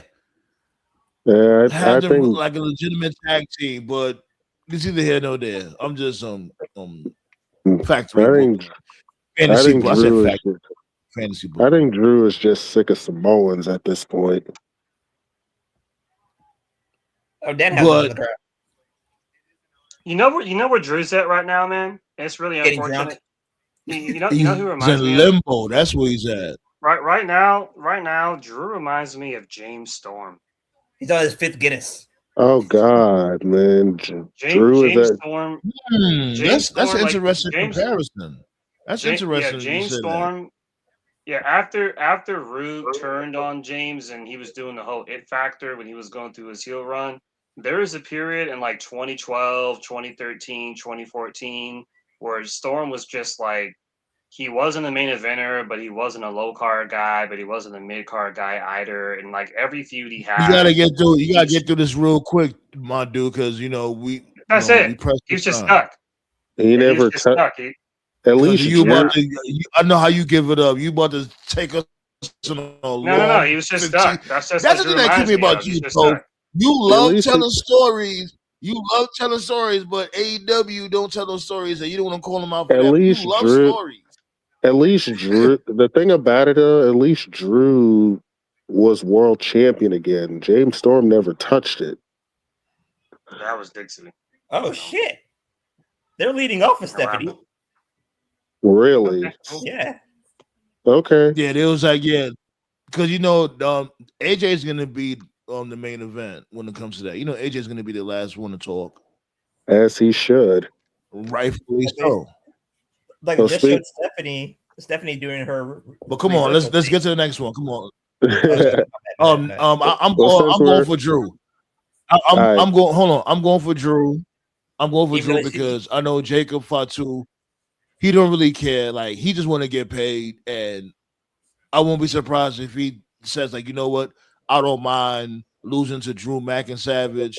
So So even though I'm going he's for filming Drew. a movie, still gonna well, give him a win? Yeah, it's no telling how long he's going to be away. Just because he's going to do Highlander doesn't mean he's going to be away for months. He could just be going to just film for like a couple of weeks, Yeah, the well, feud and might go and on the back room. Jacob will be fine. all right, well, Jacob will be fine if he was to lose. I don't think it'll really hurt Jacob like that. Especially since Roman's having a 5-month vacation after this. oh gosh. Well, anyways, next match, since we're talking about Seth, let's go with Seth versus Gunther. DLC match. The DLC match. Gotcha. If they are smart, Gunther puts Seth to sleep, but they're not. Seth's winning. No, Gunther has to win because he owes Paul, or Paul is going to owe him a favor. Oh So just for that yeah, reason, Gunther has the to win. SummerSlam match. Okay. By the way, And what's the deal with that? Why everybody keep asking this dude Paul Heyman for favors? Like he a mob boss. Oh, and by the way, the owing a favor, click copy, click paste. Another repeat story. So Yeah. Right, with Seth Rollins. Seth Rollins, they was all fighting for this dude. They like he's Beyonce or some shit. I'm like, yo, why the fuck y'all fighting with Paul Heyman? Remember, it was the Fatal 4-Way or just Triple Threat, excuse me. Y'all all fighting over Paul Heyman and shit. I'm like, what is this? They have a highlight of Stephanie's slaps. Who y'all going And the thing for? is that you would think like Paul Heyman is like the GM or some shit like that. He's just a fucking manager. What is this? Anyway. But yeah. A manager that owe everybody and their mama money. Right. She slapped the shit out of Stephanie slapped the shit out of like 95% of the roster. Fuck. Well, next match is AJ Lee versus Becky Lynch. Nobody cares. Next match. Dead in the water. Yeah, like Becky, but next. Yeah, you're right. You're right, Toph. Next. Becky. Next. How about the other? Wait, hold on, wait. But I guess Seth Rollins will win. I guess. What about? Well, there's two more women's matches on this card. I will say, at least there's going to be women that actually had a purpose to be on this card. Okay. The next one is the and other. Hold on, whoa. Let's slow down, though. AJ Lee is probably the worst women's Intercontinental champ. She's worse than Maxine Dupree. We're not going to gloss over that. Actually, I am because I disagree with that. I don't think she's worse than Maxine, but she hasn't done a damn thing with the belt. Yes, Maxine Dupree did more with the IC belt than AJ Lee. AJ Lee did absolutely nothing with she only had like one defense for what? 3 Maxine months? Maxine didn't have no defenses. She won the belt and then lost it back to Becky in a week. The fuck? She did? Well, no. I know she defended it once. No, at least she didn't. once. No, she didn't, dude. Yeah, AJ did defend it once. I know why you're saying AJ Lee's didn't. She didn't do anything with the belt, but Maxine is definitely worse. Right. She won it from Becky and then lost it back to her. She didn't defend it once. And like in 2 weeks, right? Or close to 2 weeks? She won the belt and then just did those training vignettes with Natalia and then just lost it back. After winning, which still makes no sense. You do the training vignettes, then you win. Like, did you not watch Rocky? The fuck?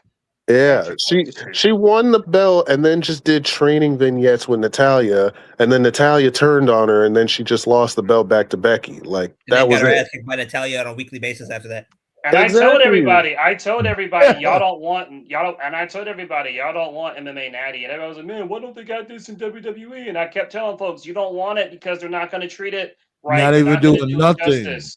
And now they're not doing nothing They're because not doing nothing with neither of them Right. because neither of them are on TV.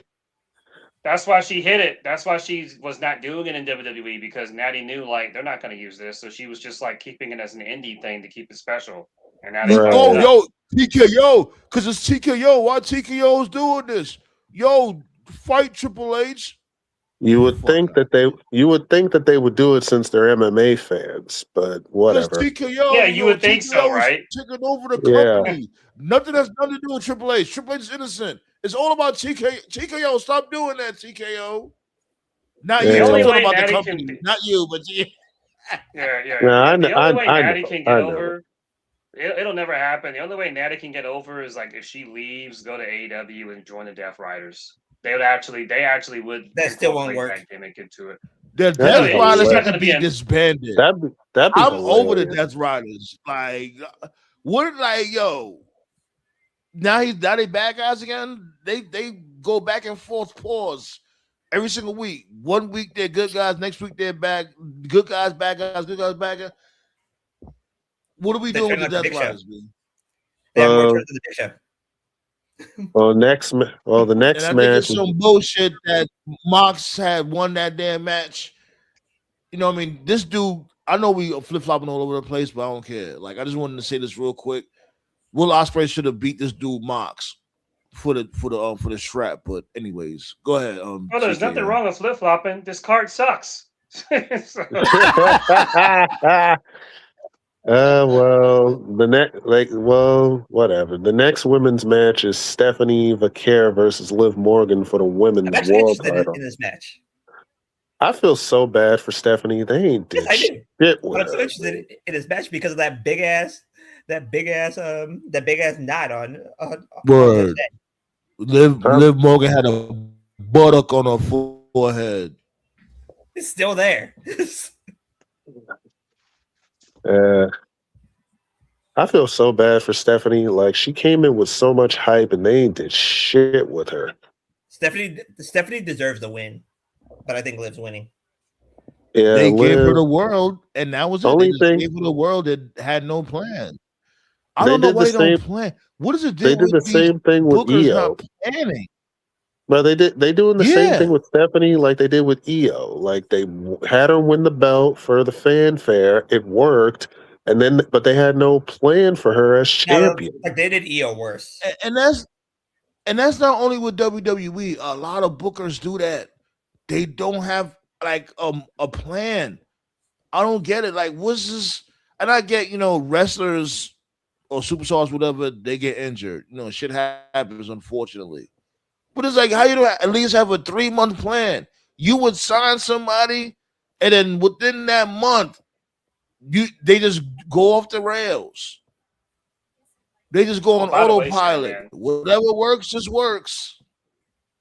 Hey, Sandman, by the way, that guy from Luke Cage season 2, his name is Bushmaster. You forgot his name, remember? Yeah. I meant to tell you that too. Thanks for reminding me. Okay. Oh, man. Well, the next match is for the women's tag titles. It's a 4-way. And I just got word, and reports are saying that Nikki Bella might not be cleared for this match. And the replacement is Paige. Yeah. Paige is The officially wrestling gods- re-signed with WWE. Oh, and by the way, there's one more thing you forgot to leave out. Because of this match, this is why EO's not wrestling at Mania. Continue. Oh, They should've- yeah. They should have replaced her with Io. They should have replaced her with Io and Kyrie. You would think, because this 4-way is the reason. This 4-way is the reason Io versus Asuka ain't happening. So yeah, which means they're probably like, what the which fuck? means they're probably Y'all going to just wanted save to this match. shoehorn in Paige. I don't know y'all why. did not want Paige in WWE. Like, what? This is just so random. Like, y'all are that desperate to just out of nowhere. Now you're gonna just throw Paige in there. Yeah, I'm WWE kind of is curious pathetic. because I'm kind of curious because according to what Saraya said, they wouldn't clear her, but AEW did clear her. And I know Danielson went through Exactly. something similar. Yeah, I know the same thing happened to Danielson where the WWE doctors wouldn't clear him, but other doctors did. So it's making me wonder, like, what happened? Was there like a regime change or something? Like, I don't, Was there whatever. like a desperation change or something? Clearly, because clearly Because remember, they won't clear you here, but they'll clear you somewhere else. Which Quick they've not done only update. that with that, everybody. They've done not that only with a that, lot when of she was people. done with AEW, Triple H was in charge of shit, and he had no interest at that time when she wasn't in AEW anymore. Why It now? definitely reeks desperation. It definitely reeks desperation for sure. Yeah. Quick update: Yeah. Linda McMahon is at the ceremonies. Triple H's kids look exactly like Triple H. Fuck her. Yes, Yeah. that is true. Yeah, Yeah. like the fuck. And the main event for night one is Cody and Randy. Who y'all got? Cody Rhodes. Who I got? I'll tell you who I got. Whoever wins, we lose. Jesus Christ. Fuck this match. Cody Rhodes. Jesus Christ. This is the most simplest match to book on the card, and they somehow managed to fuck it up. Just don't watch the cards, Toph. The thing is like, yo, they have so much. What 15 years of history? Just about like 15 years. The authority, legacy, all of that. This was the one match on the entire WrestleMania card that didn't need any shenanigans, any celebrities. Like the story was right there. This was the one match casual fans, hardcore fans, even jaded fans like me were like, oh, okay, Orton Cody, that makes sense. And they found a way to fuck. It's like they're trying to fuck it up. It's like they're trying to. How do you fuck up a layup? It's a fucking layup. How do you? Oh my god. Yeah, well, Talk your shit, Toph. Talk your it's shit. It's a talent. Talk your shit. Y'all not mad enough. It's a talent, bro. Y'all not mad enough, B. Bro, Because this listen, right here could have been a home run. Bro, listen, I was in the group chat with John and Toph talking about this match. I'm like, WWE always overcomplicates shit when they don't need to. Like sometimes less is more. Sometimes the easiest route is the way to go. There's no reason to overcomplicate shit, man. And yeah, especially when it comes to Triple H, you claim to be the student of the game. My Her dude, kids sound like Triple H. Instead of you interfering with the Oba Femi and Brock Lesnar match, you should be interfering in that shit with Cody and Randy Orton. Yeah, you're right. You're what right. The that actually fuck are you retarded? Huh? It would have made more sense for Triple H to interrupt them brawling because he's got history with Randy and Cody. On some real G shit, y'all don't know how much I'll be holding back. I really, I be trying my best to be positive. Bro, you know what's crazy? Triple H could have interfered in that. Y'all see. Bro, y'all know it's crazy. Triple H could have interfered in that match. He could have been like, yo, Cody, you want to smash my throne? Now I'm smashing your fucking story. Like, there it is. You're right. Yeah, you're right. But instead he inputted himself in the Brock Oba shit that has nothing to do with him. And the reason he inputted himself in the Brock Oba shit, like he inputted himself in that because of all the matches on Mania this year, Oba Brock bill wise is like the one match that they've done right. There's been no fuck ups. So he's putting himself front and center to let people know, hey guys, I booked this. Like that's supposed to fucking not only that, my nigga. Not only that. That segment had the most heat in the whole fucking road to WrestleMania. That's why Triple H slid in there. Pause. That's because remember he's in Gorilla. When he heard that crowd, he's like, nah, I gotta get a piece of that shit. He ran out there for nothing. He just can't help himself. Y'all remember that night? Yeah. I was with you. If he would have go ahead. Yeah. Oh, where the hell Black Star go? Yeah, he'll be back.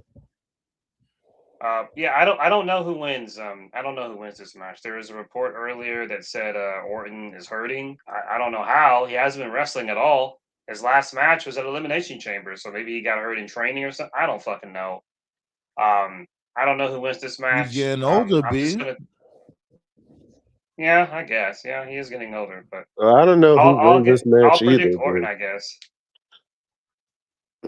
Well, if they're serious about that tag team match, if they're serious about that tag team match, then I would say Orton wins. But yeah, they kind of booked themselves in a corner with that. But they kind of booked themselves in a corner with that one because Cody wins, fans are going to hate it. Randy wins, then it's going to be an ongoing feud, which means more Pat McAfee. Yeah, it's a lose-lose. Whoever wins, we lose.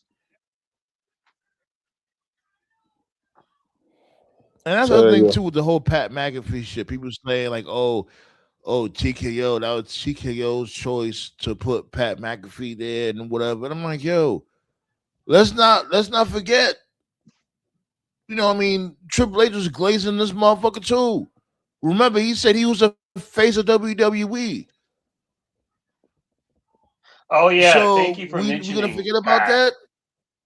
Yeah, thank you for mentioning Pat Sandman. So Pat did something today where I guess they had some type of stream at Las Vegas or something. They got like a bunch of events and shit. It was a countdown, and so he revealed himself. Yeah. At the end of the countdown or whatever. So but anyway, so he's just cutting his typical heel promo like, oh, I trolled you guys and blah blah blah whatever. So I'm just like whatever.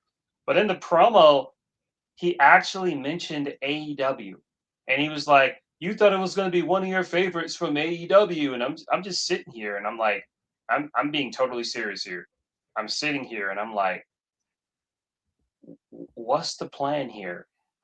Why would you mention the competition, your biggest alternative? Why would you do that? Yo, they gave up, yo. One day before the biggest show of your calendar year. Let me repeat that.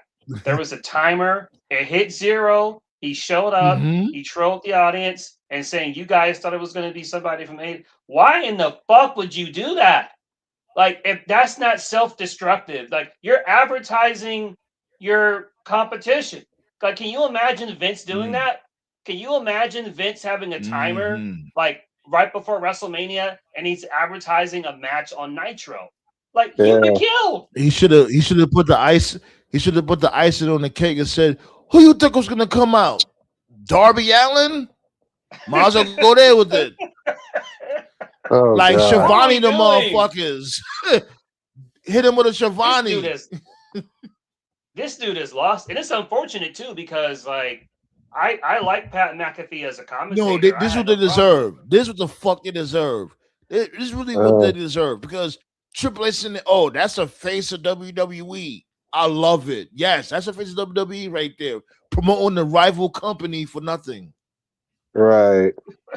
The same company that you said several years ago was a T-shirt company. Like, we're not gonna sit there and gloss over nothing that Triple H deserves all the smoke. He deserves all the shit. He said they were just a T-shirt company, and now look.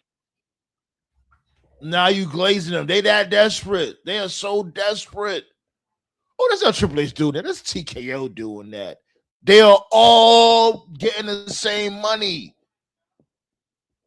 All these motherfuckers they're all like, come on, B. When the motherfuckers ring that bell at the stock exchange, at the stock market, who was there? All these motherfuckers. Yeah, Triple H may have like the least of the power, but he's still a part of these motherfuckers. Black Star will be like, it's not him, it's Stephanie McMahon. My dude, They are married. Yeah. You don't think like well, even if you don't want to be a part of it, you're a part of it, motherfucker.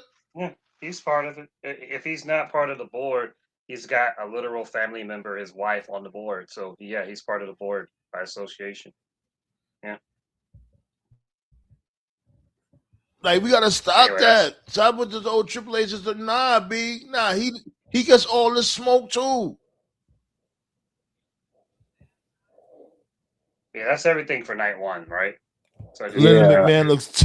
Yeah. Yeah, Linda McMahon looks terrible.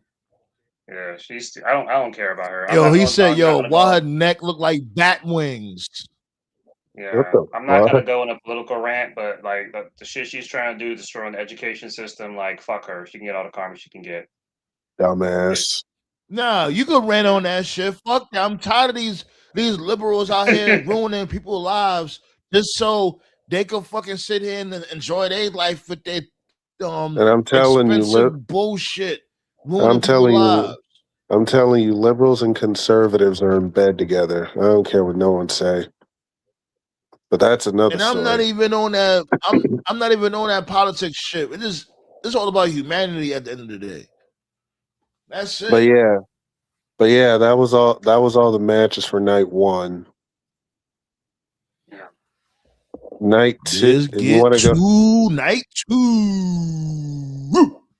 Well, since we mentioned it, we're going to talk about it. The first match is going to be Brock versus Oba, and it's going to be live on ESPN. Okay. Yo, squash match, B. Squash match. I'm telling you, man, anything this else match, civilized. this is a huge It's not gamble I right say here. this. Putting it It's not a first. squash match. I say 3 minutes. Yeah, so what? I'm telling you, this is a huge gamble putting this match first for night two. Well, no, it's not a gamble because you know what kind of time Brock is on. He's gonna get in his jet and go back to Canada. Right. I He's just not want gonna stay there. Right. listen. I just want Oba Femi to win. That's it. As long as that happens, I don't give a shit. Because this is the match that fans are dreading for. Everybody's in agreement that Oba should win. So if he loses, it's going to drive people away. I can tell He's already. gonna win. He's gonna win because, like I said in the chat, Oba's safe. He don't have a belt on him. You know what I'm saying? We all know Brock is a champion, a nigga champion killer. Well, Brock Lesnar fought. Brock Oba Lesnar doesn't have fought. a belt, so he Yeah, go but ahead. Brock Lesnar fought Omos. He didn't have a belt neither, and Brock beat him. Omos is a bum. Even still, I'm he's surprised. a nigga. He should be lucky he even got that match. I'm surprised he even got that match. He Shouts out only to Brock got. for even working with that dude. The only reason he worked with Oba is because he didn't want to work Bray. That's it. It was originally supposed to be Lesnar versus Bray Wyatt, but Brock said Yeah, I no. remember. Which That's is the only weird. reason. Like, you'd That rather was the work only with Omos reason. than Bray? That was the only reason Brock worked Omos. And Nothing that's my else. fear. And that's what I'm talking about. He wanted to work Almas because it's an easy night out. Brock doesn't want to work. Bray was really creative and shit. If he worked Bray, he would have to go out of his comfort zone. Brock doesn't want to do that. He wants to go out there, do the bare minimum, suplex, F5, and game over. And my issue with Brock is, listen, bro, if you want to do the bare minimum at a live event or a Raw, you're going to make an appearance on Raw or a SmackDown or a B show, like, yo, this is WrestleMania, man. This is the biggest show of the year. If there is a show where you go the extra mile and do more, it's this show. And even at WrestleMania, he's like, I don't give a fuck. That's why I don't trust this dude. I don't trust this guy. You see what I'm saying? Yeah.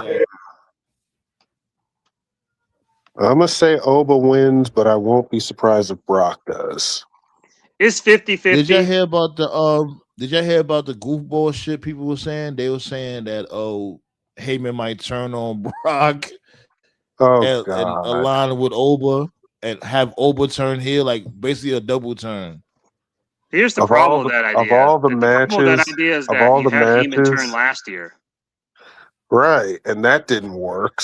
That's why they put him Yeah. back with Brock. So yeah, so that would be click copy, click paste again. Oh, exactly. We still don't know. We still don't know why the fuck Brock is a part of the Vision. Like, can we get an explanation for that?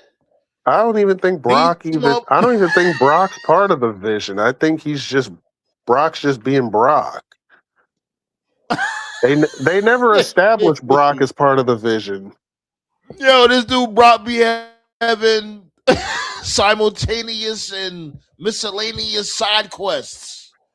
Right. Anyways, I want to say Oba wins, but I don't know at this point. I don't have faith I'm that going they're for going Oba. to I'm do definitely it. going for Oba. And if Oba don't win, expect a rant. Yeah, this match is Trust me. 50-50.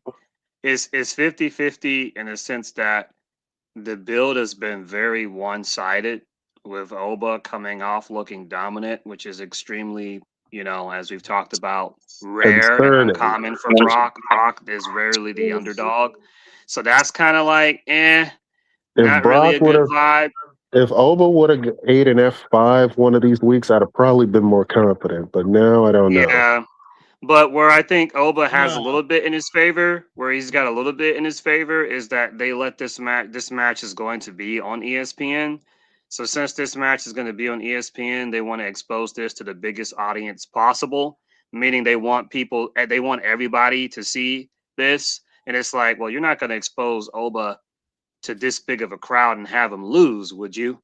I mean, but it's 50-50 for sure. I'm like 55-50 in favor of Brock, but there's a chance Oba could win. But I'm with Sandman here. If this match is basically going to set the tone for the night, if Brock wins, it's pretty much going to tell you this show is going to be just. I mean, we already know it's going to be shit. But if Brock wins, it's really, really, it's really going to affect the mood. It's going to go downhill. Whoa. The feedback was mad loud. Yeah, a little bit. That's what that was. 1 2 Yeah, you good that right shit now. was loud as hell. Oh shit, you didn't hear that shit? All right. But yeah, man, if this match is going to be the first match and Oba loses, it's going to drive people away. That's all I'm going to say. He should catch him with F5. Like, cause it's like, come on, B. Let's really be real. Oba needs this. He's the ruler. He's the bringer of war. Go there with it. Yeah, I don't mind him. And all right, I'll say this. Matter of fact, we said this from before. I know I said it a lot, but we have a lot of conversations. Have him catch him with Suplex City, but no F5s. Don't catch him with F5 yet. Catch him with Suplex City and all that. But have Oba still pack him up. Have Oba survive Suplex City. Have him no sell that shit. After he catches him with the 3 suplexes or whatever, Oba gets up and he does the beating of the chest, spitting in the air. Yeah. Have him no sell that shit and have Brock look like, yo, what the fuck is going on? And have him pack Brock up. Like, really go there with it. Really go there with it. Like, have, you know what I'm saying? Have Brock legitimately looking like, yo, I really don't know what to do with this dude. Milk it a little bit. You got something here. Pause. Yeah. Like I said, we'll see. The next match is also going to be on ESPN. It's the ladder match for the IC title, which realistically I would start with this match. I'm going for Javon. And me and one of my coworkers was talking about this. And I was saying I would have Javon win, right? And then I guess when it comes towards like backlash and shit like that, I will turn Penta Hill on the hunt to get the belt back from Javon Evans. Like bring him back to that Cero Miedo for real. You want Penta to be Dark Penta? To get his belt back, yes. Yeah, he won't even be able to do half the savage shit that he did as Dark Penta.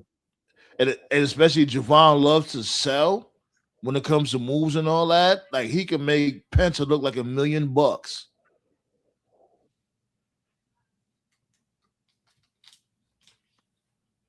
It's either Javon. No. It's either Javon or Penta for me that wins. What'd you think, Tove? I think Ray Ray's winning. Rey Mysterio wins the IC title. Don't do that. Yo, don't jinx that. Please. Don't do that. You know what? Now that you said it, I won't even be surprised. I thought that as soon as they added him to the match, because I was like, this doesn't need Ray. Why is he being added to the match? Because he's winning. Because he faked the injury to get out of the match with Gunther. Yep.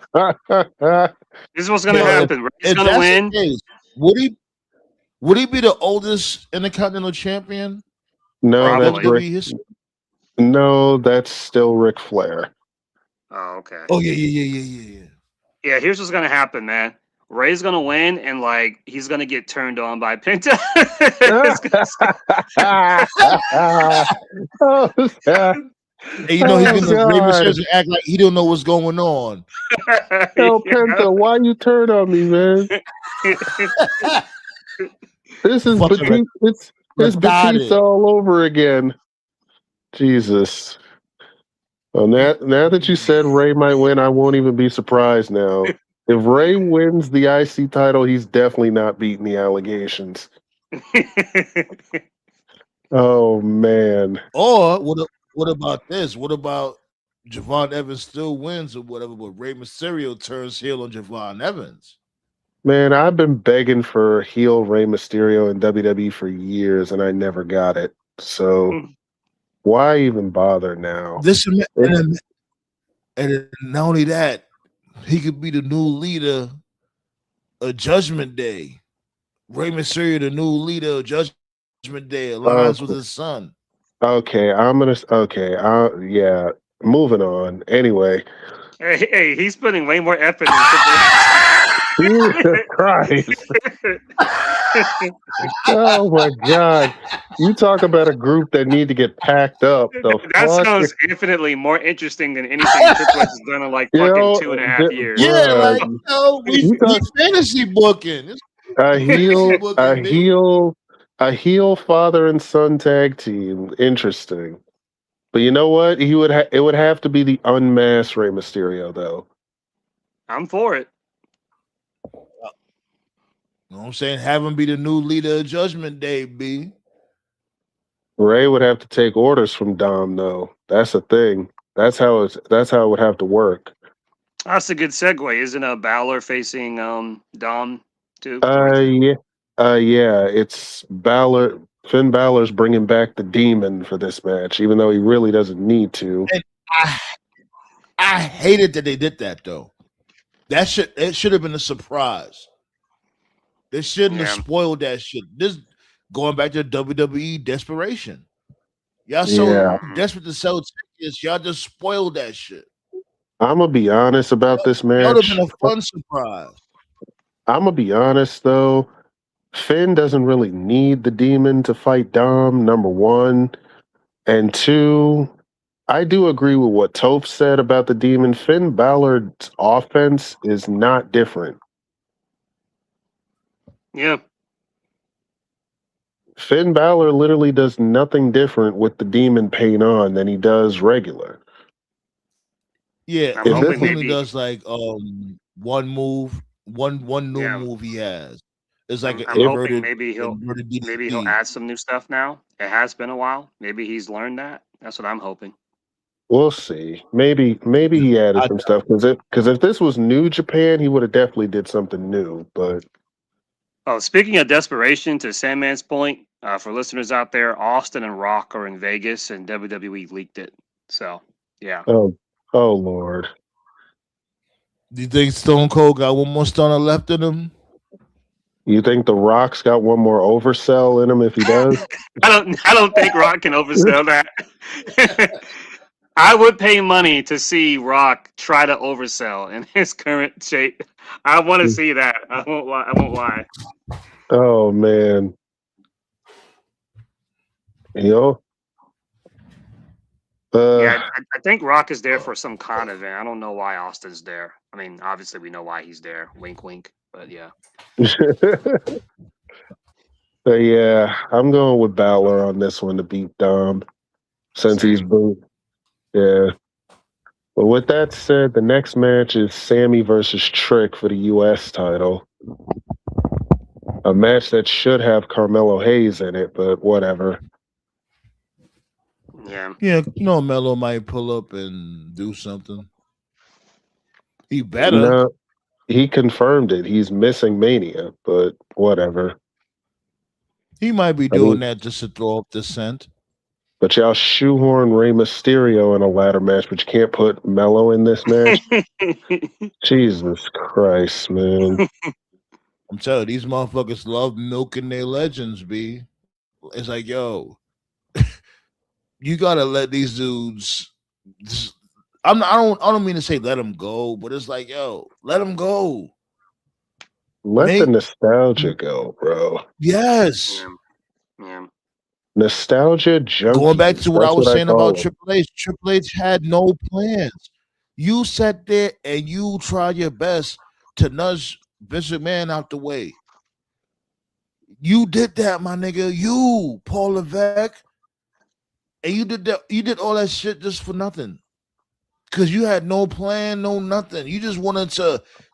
How you gonna knock a motherfucker out the way and use the same formula? You know the worst part about those messages, Sandman? That part where he was admitting to Nick, where he said if it wasn't for Nick, he would have been gone. So you're just admitting casually that this dude's got like more power than you. Like, all right, bro. Remember, you said that.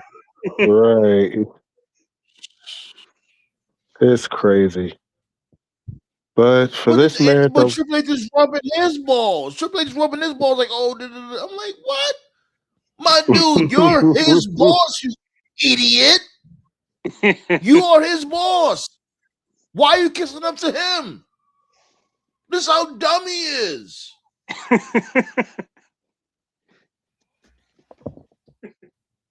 I'm going with Trick to win this match, but if it is a double turn, then Sammy wins. Yeah, I got Sammy. Yeah. Yeah, because unfortunately, we gotta go for Sammy because he just won the U.S. belt. He can't be playing hot potato with this shit. I'm going for Sammy because you know they're not going to have too many black people win on the same show. So. Right. We gonna cook. This is Blackamania. Like we gave you, we'll give you Oba, but we're not going to give you Trick right now. Like, can we at least get Javon too? I think it's Javon time. I think Javon winning the IC belt is a good look. He's hot right now. Let the black people shine. We don't shine on WrestleMania. Let us shine. Yeah, Triple H think he's slick. He's going to put all the black folks on night 2. See, guys, I do see color. Yeah, right. Right. I'm not racist, see?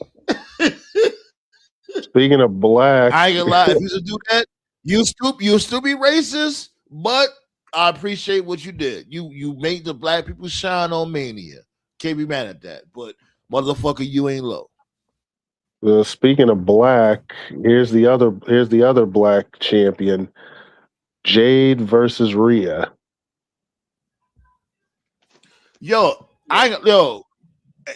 Is Rhea okay, yo? Seriously, like old Joseph aside, like she looks. I don't know.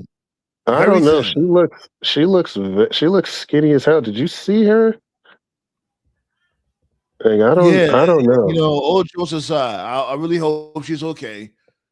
I really do, because I don't know. Like, is she bulimic? Probably. I don't know.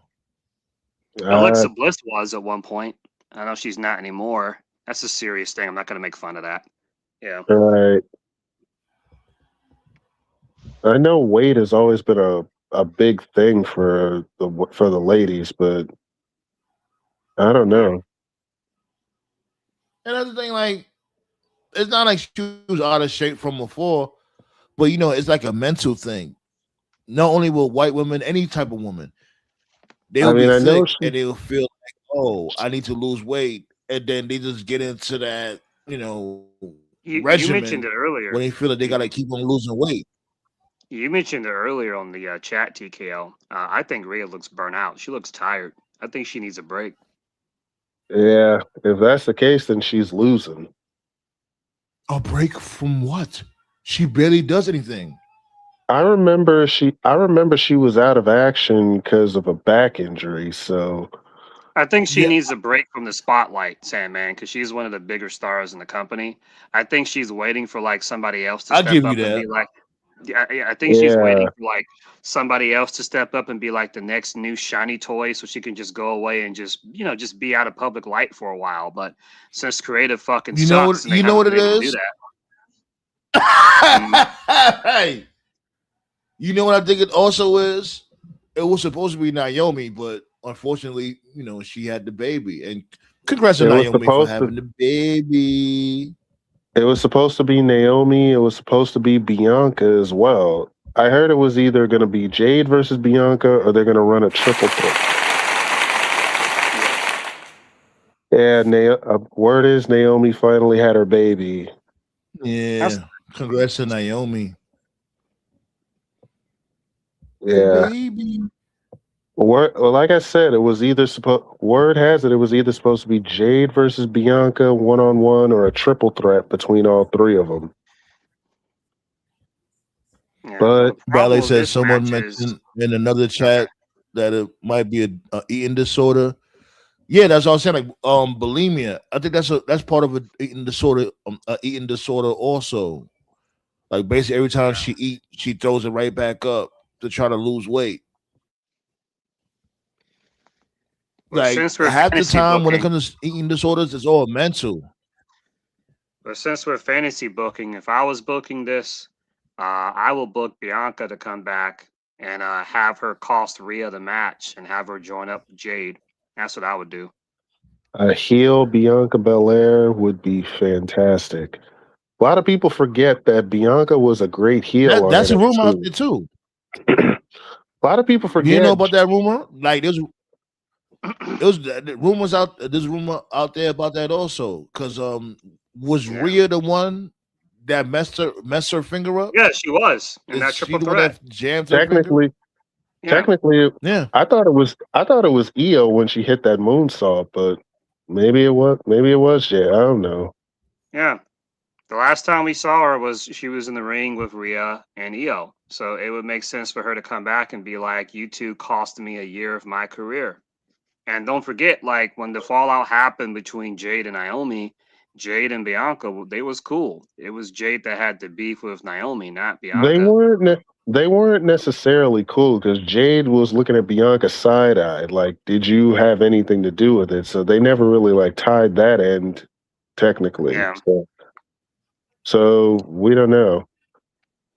I guess the only problem with my idea is if you have Bianca join up with Jade and Mia and BFAB, then like I like the idea of like just four mean girls just wrecking shop, but like they don't have anybody that can stop them. so Also, that But also if they do But that, the thing, but if they Meechin do and that, BFAB, hold on, TKO. Meechin and BFAB already look out of place then when they just that's what I was dealing gonna with say. If they, Jade Cargill.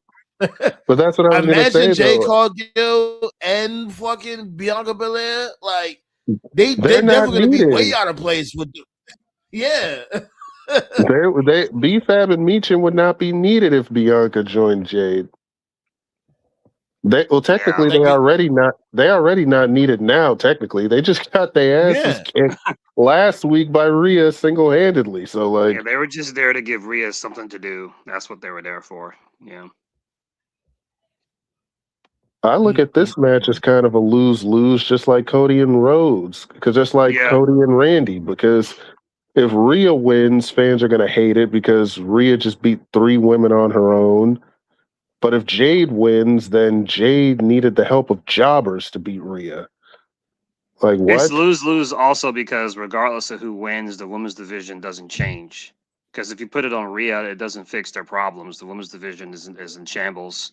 But if you keep it on Jade, it's like, okay, well, I guess we're just going to wait for Bianca to show up. So, yeah. I tell you, this dude Triple H fucked up the whole ecosystem, B. He don't You know how should, much damage he done.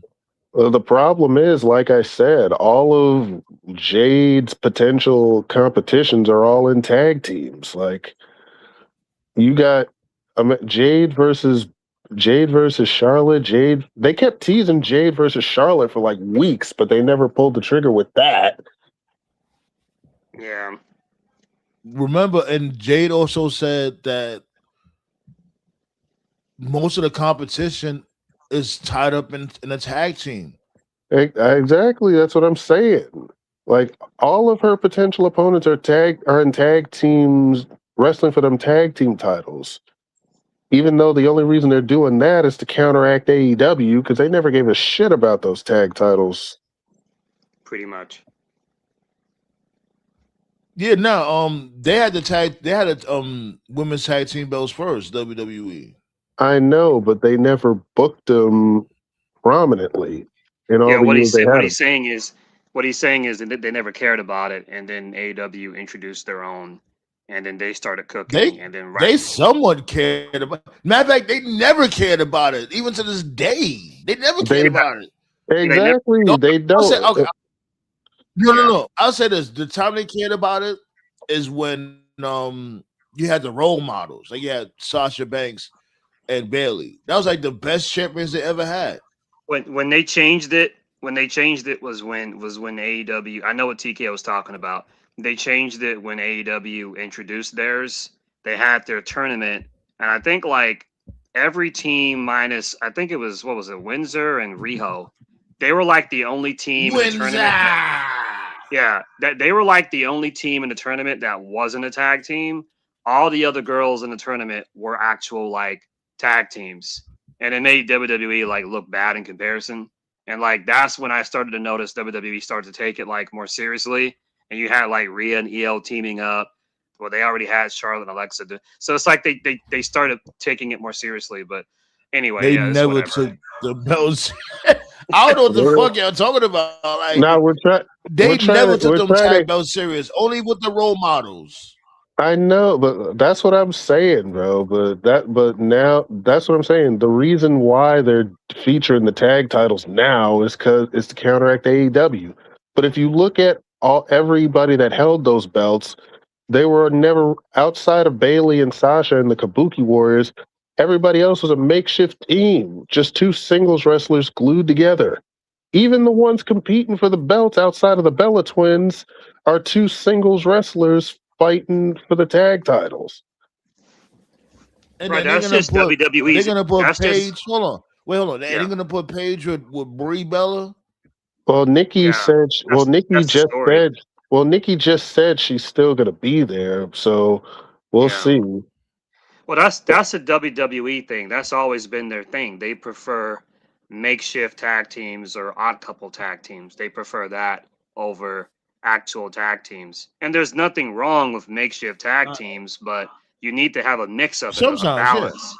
Yeah, like so, like for every say, if you have like Especially say, since y'all got y'all stars from tag teams. yeah, right. Right. So if you have Exactly. like six Every single teams, main event that y'all got, every single main event that y'all had was a part of a tag team once upon a time. yeah, 1 point, right. So like if you have a division of like say 8 tag teams out of the 8, and say 2 of them are makeshift, that's fair, and let the other 6 be actual tag teams. But in WWE, it's like if we have 8 tag teams, it's like 6 are makeshift and 2 are actual tag teams. Like that's just the kind of time they're always on. I don't know why, but yeah. And then they use those 2 tag teams to push the other makeshift tag teams. Like, Yeah, Jesus. I thought Naya and Lash was going over, but I don't know anymore. I don't think they care either. So Yeah. The irresistible forces. That name is so whack. Yeah, I couldn't think of a better name than that, man. Like these dudes are not creative at all, B. They are so this. What's the next match, B? It's the main event. It's Punk versus Roman. This like okay now. This match here is wow. You want to talk about a kerfuffle? 1 minute it was just between them two. Then they do the Usos in there. Then they change their mind on that. You want to talk about something that's all over the place?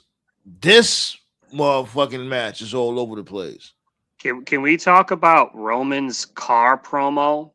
That car promo should have been like the promo he cut either week 1 or the week after Punk The week insulted after. his dad. Definitely the week after. Yeah. So like my biggest issue with this match is that it's just very obvious to me that Roman, he's just over it. He doesn't care.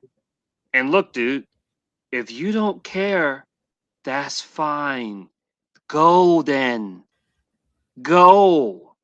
Let somebody else take this spot. Like, it's just so obvious to me. He's over it. He doesn't care. He doesn't care. And I don't hate Roman at all. I don't hate the guy. I like Roman.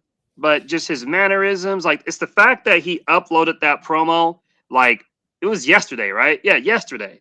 Like, even Dewey understood that. Like, when he was doing the Final Boss shit, he was uploading promos like every week on Instagram and Twitter. Even he knew, like, yeah, let me upload every week to get buzz. Like, you couldn't even do that, my dude. Like, you don't care, man. Like, whatever. The only time he ever talked about Punk outside of the ring was when he did Jimmy Kimmel or Jimmy Fallon? Yeah.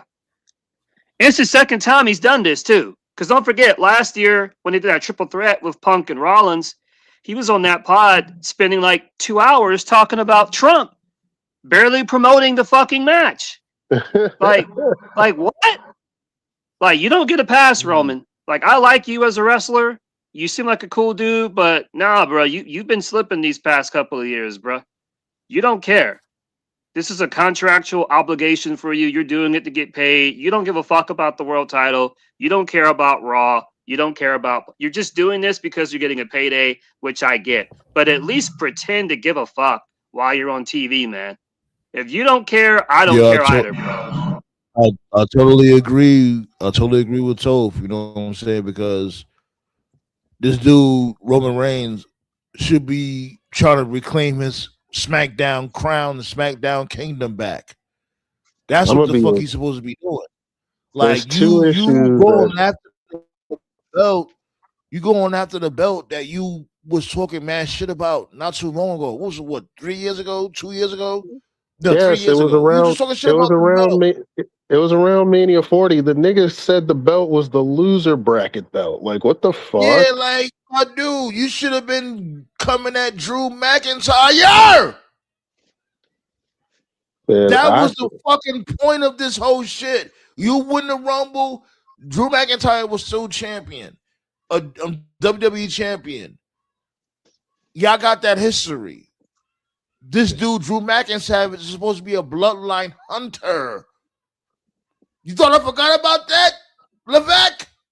Oh, I damn sure didn't forget about that. I go at Drew McIntyre all the time. I clown Drew McIntyre about that shit. Like, nigga, you're going after everybody else except for the nigga that screwed you. Like, this is the equivalent. This is the equivalent of like Vegeta coming out the time chamber, and instead of challenging Goku or Cell, he's like, "I'm going to challenge Master Roshi." Like, what the fuck? Exactly. It was just over and almost. Oh, I always hated you, punk. I always like. Who cares?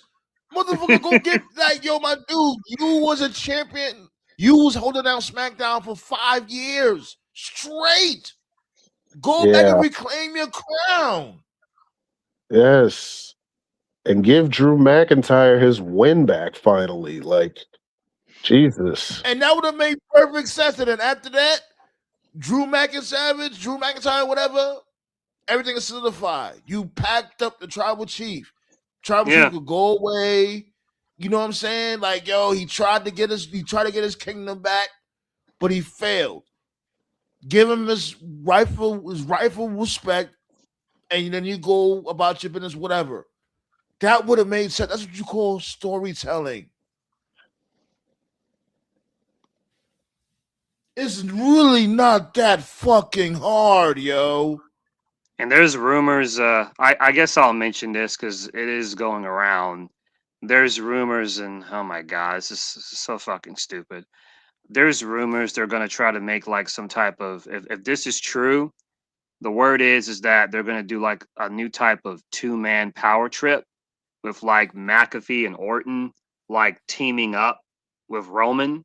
And as random as that seems, in that go home segment on Raw, Roman kept saying we we're going to take the title back. We're going to bring this back. He kept saying we. So people were thinking, oh, he must mean like the bloodline, like Jay and Jimmy. But what if he's talking about like a new group? Then Pat McAfee is like retweeting a bunch of stuff that Roman's saying on Twitter and vice versa. Roman's retweeting stuff that McAfee's saying. So the story is that Orton and McAfee will beat Cody. So and then they'll interfere in this night 2 main event, and we'll get like the visual of like Roman and Orton and McAfee. Like, I have no interest in any of this bullshit, but I can actually see them doing it simply because it would be a viral moment, and TKO loves their viral moments. But as we've seen before, they don't know how to follow up on it.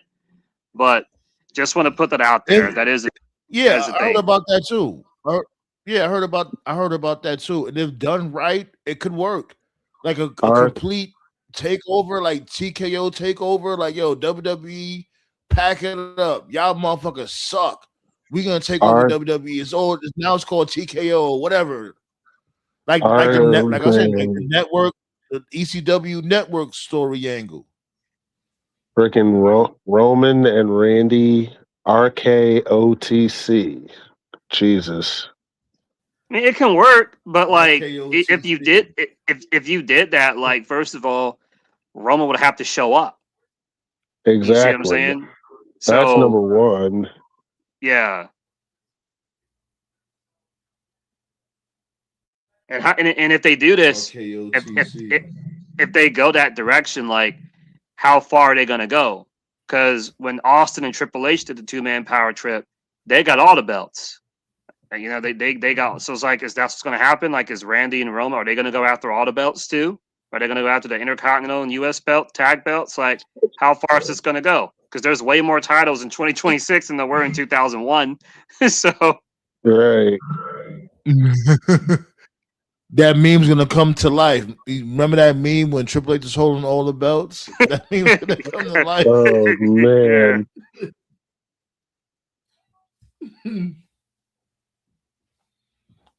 But if done right, especially if the brand split is officially over, hey, give us something. Yeah. But at the end of the day, I think Punk is gonna win. I think Punk is gonna win, but he's gonna win. Probably. All fantasy booking aside, Roman ain't gonna win that belt. If Roman's probably gonna take an L and then disappear no matter what, whether he wins or loses. The only thing I know about Roman is he wants to put over Fatu at some point. That's nice. Other than that, I don't think he really has any other future plans, as far as I'm aware. Roman versus Fatu should have been happened, in my opinion, but whatever.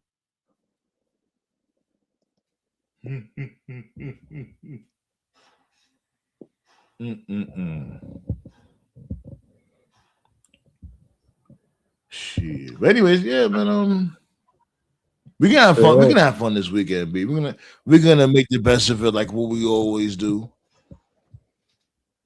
I know this has been a long, rigorous road to WrestleMania, but we know how to make PLEs fun. We all come together, talk our shit, crack jokes, analyze matches. We be alright. Yeah.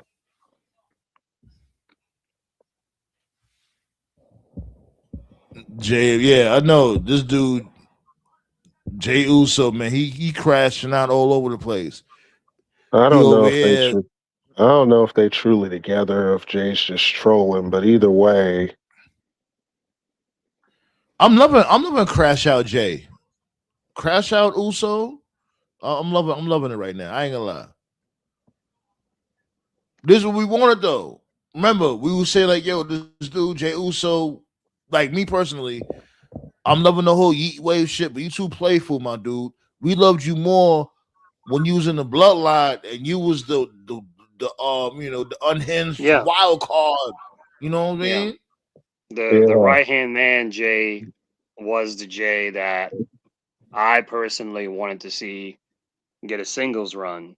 But then when the singles run finally came, it wasn't right hand Jay. It was I'm just gonna yeet every other second Jay. It wasn't the same. We got catfished. It's just me, Oos. And now it's just us, Oos. Day one ish. Yeah, Nah, Y'all ain't slick WWE. Y'all just remixed Jay Uso's theme and said just us. and they definitely don't know how to book Jimmy because Jimmy's actually pretty talented, low key. They just don't let him do let him really do his thing. He has a lot of charisma. They just don't let him. They don't let him.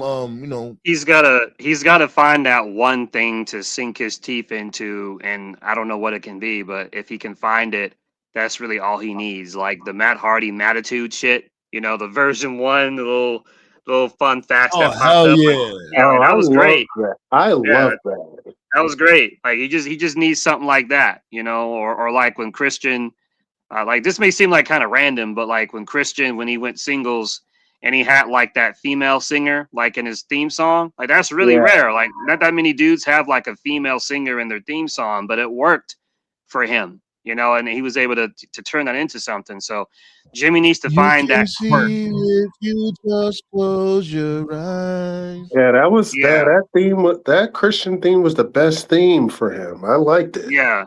That's what Jimmy needs. He needs to find that quirk, and I don't know what it is. Usually, like it just pops up in your head one day, or you just kind of fall into it by accident.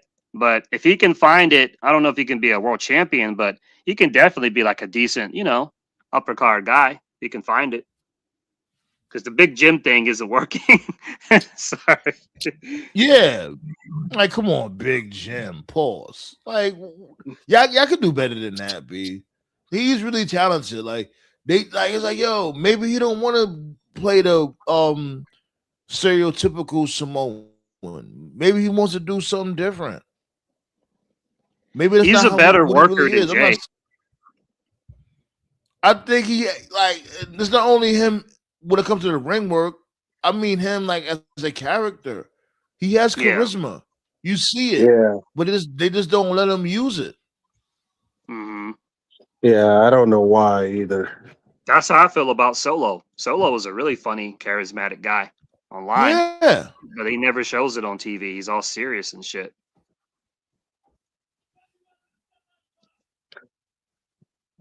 Anyways, let's get up out of here, B. You know what I'm saying? Great show, great conversation. You dig? We're gonna be here tomorrow for Mania and all that.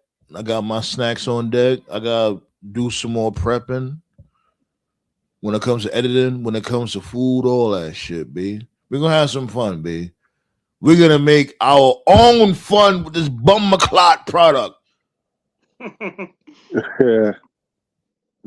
You know what I'm saying? And it comes to what 6 o'clock your time, TKO. Yeah. All right. Sounds like a plan, booty. Yes, Let's get sir. up out of here, B. Catch y'all tomorrow for WrestleMania. Yes, sir. You know what I'm saying? Shout out go out to the comrades for pulling up. Appreciate y'all, B. Appreciate Seaflu Ballet. Ballet with the blick, my dude Blaze. Yo, Josh, where you at, my dude? My dude Josh. He been hella busy, but shouts go out to my dude Josh. Shouts go out to No Dirt Sheets. Khalil and the Professor. Hit me up. Let me know what's up, B. Let's talk about it. Shouts go out to Tati. Tati, what's going on? Shouts go out to my dude Tyler. No, I appreciate all of y'all hitting that thumbs up. And if y'all haven't subbed, make sure y'all sub, B. You already know, make sure you sub. We're on our way to, what's that? 1,400 subs. Yeah, buddy. Anyways, about to pack it up.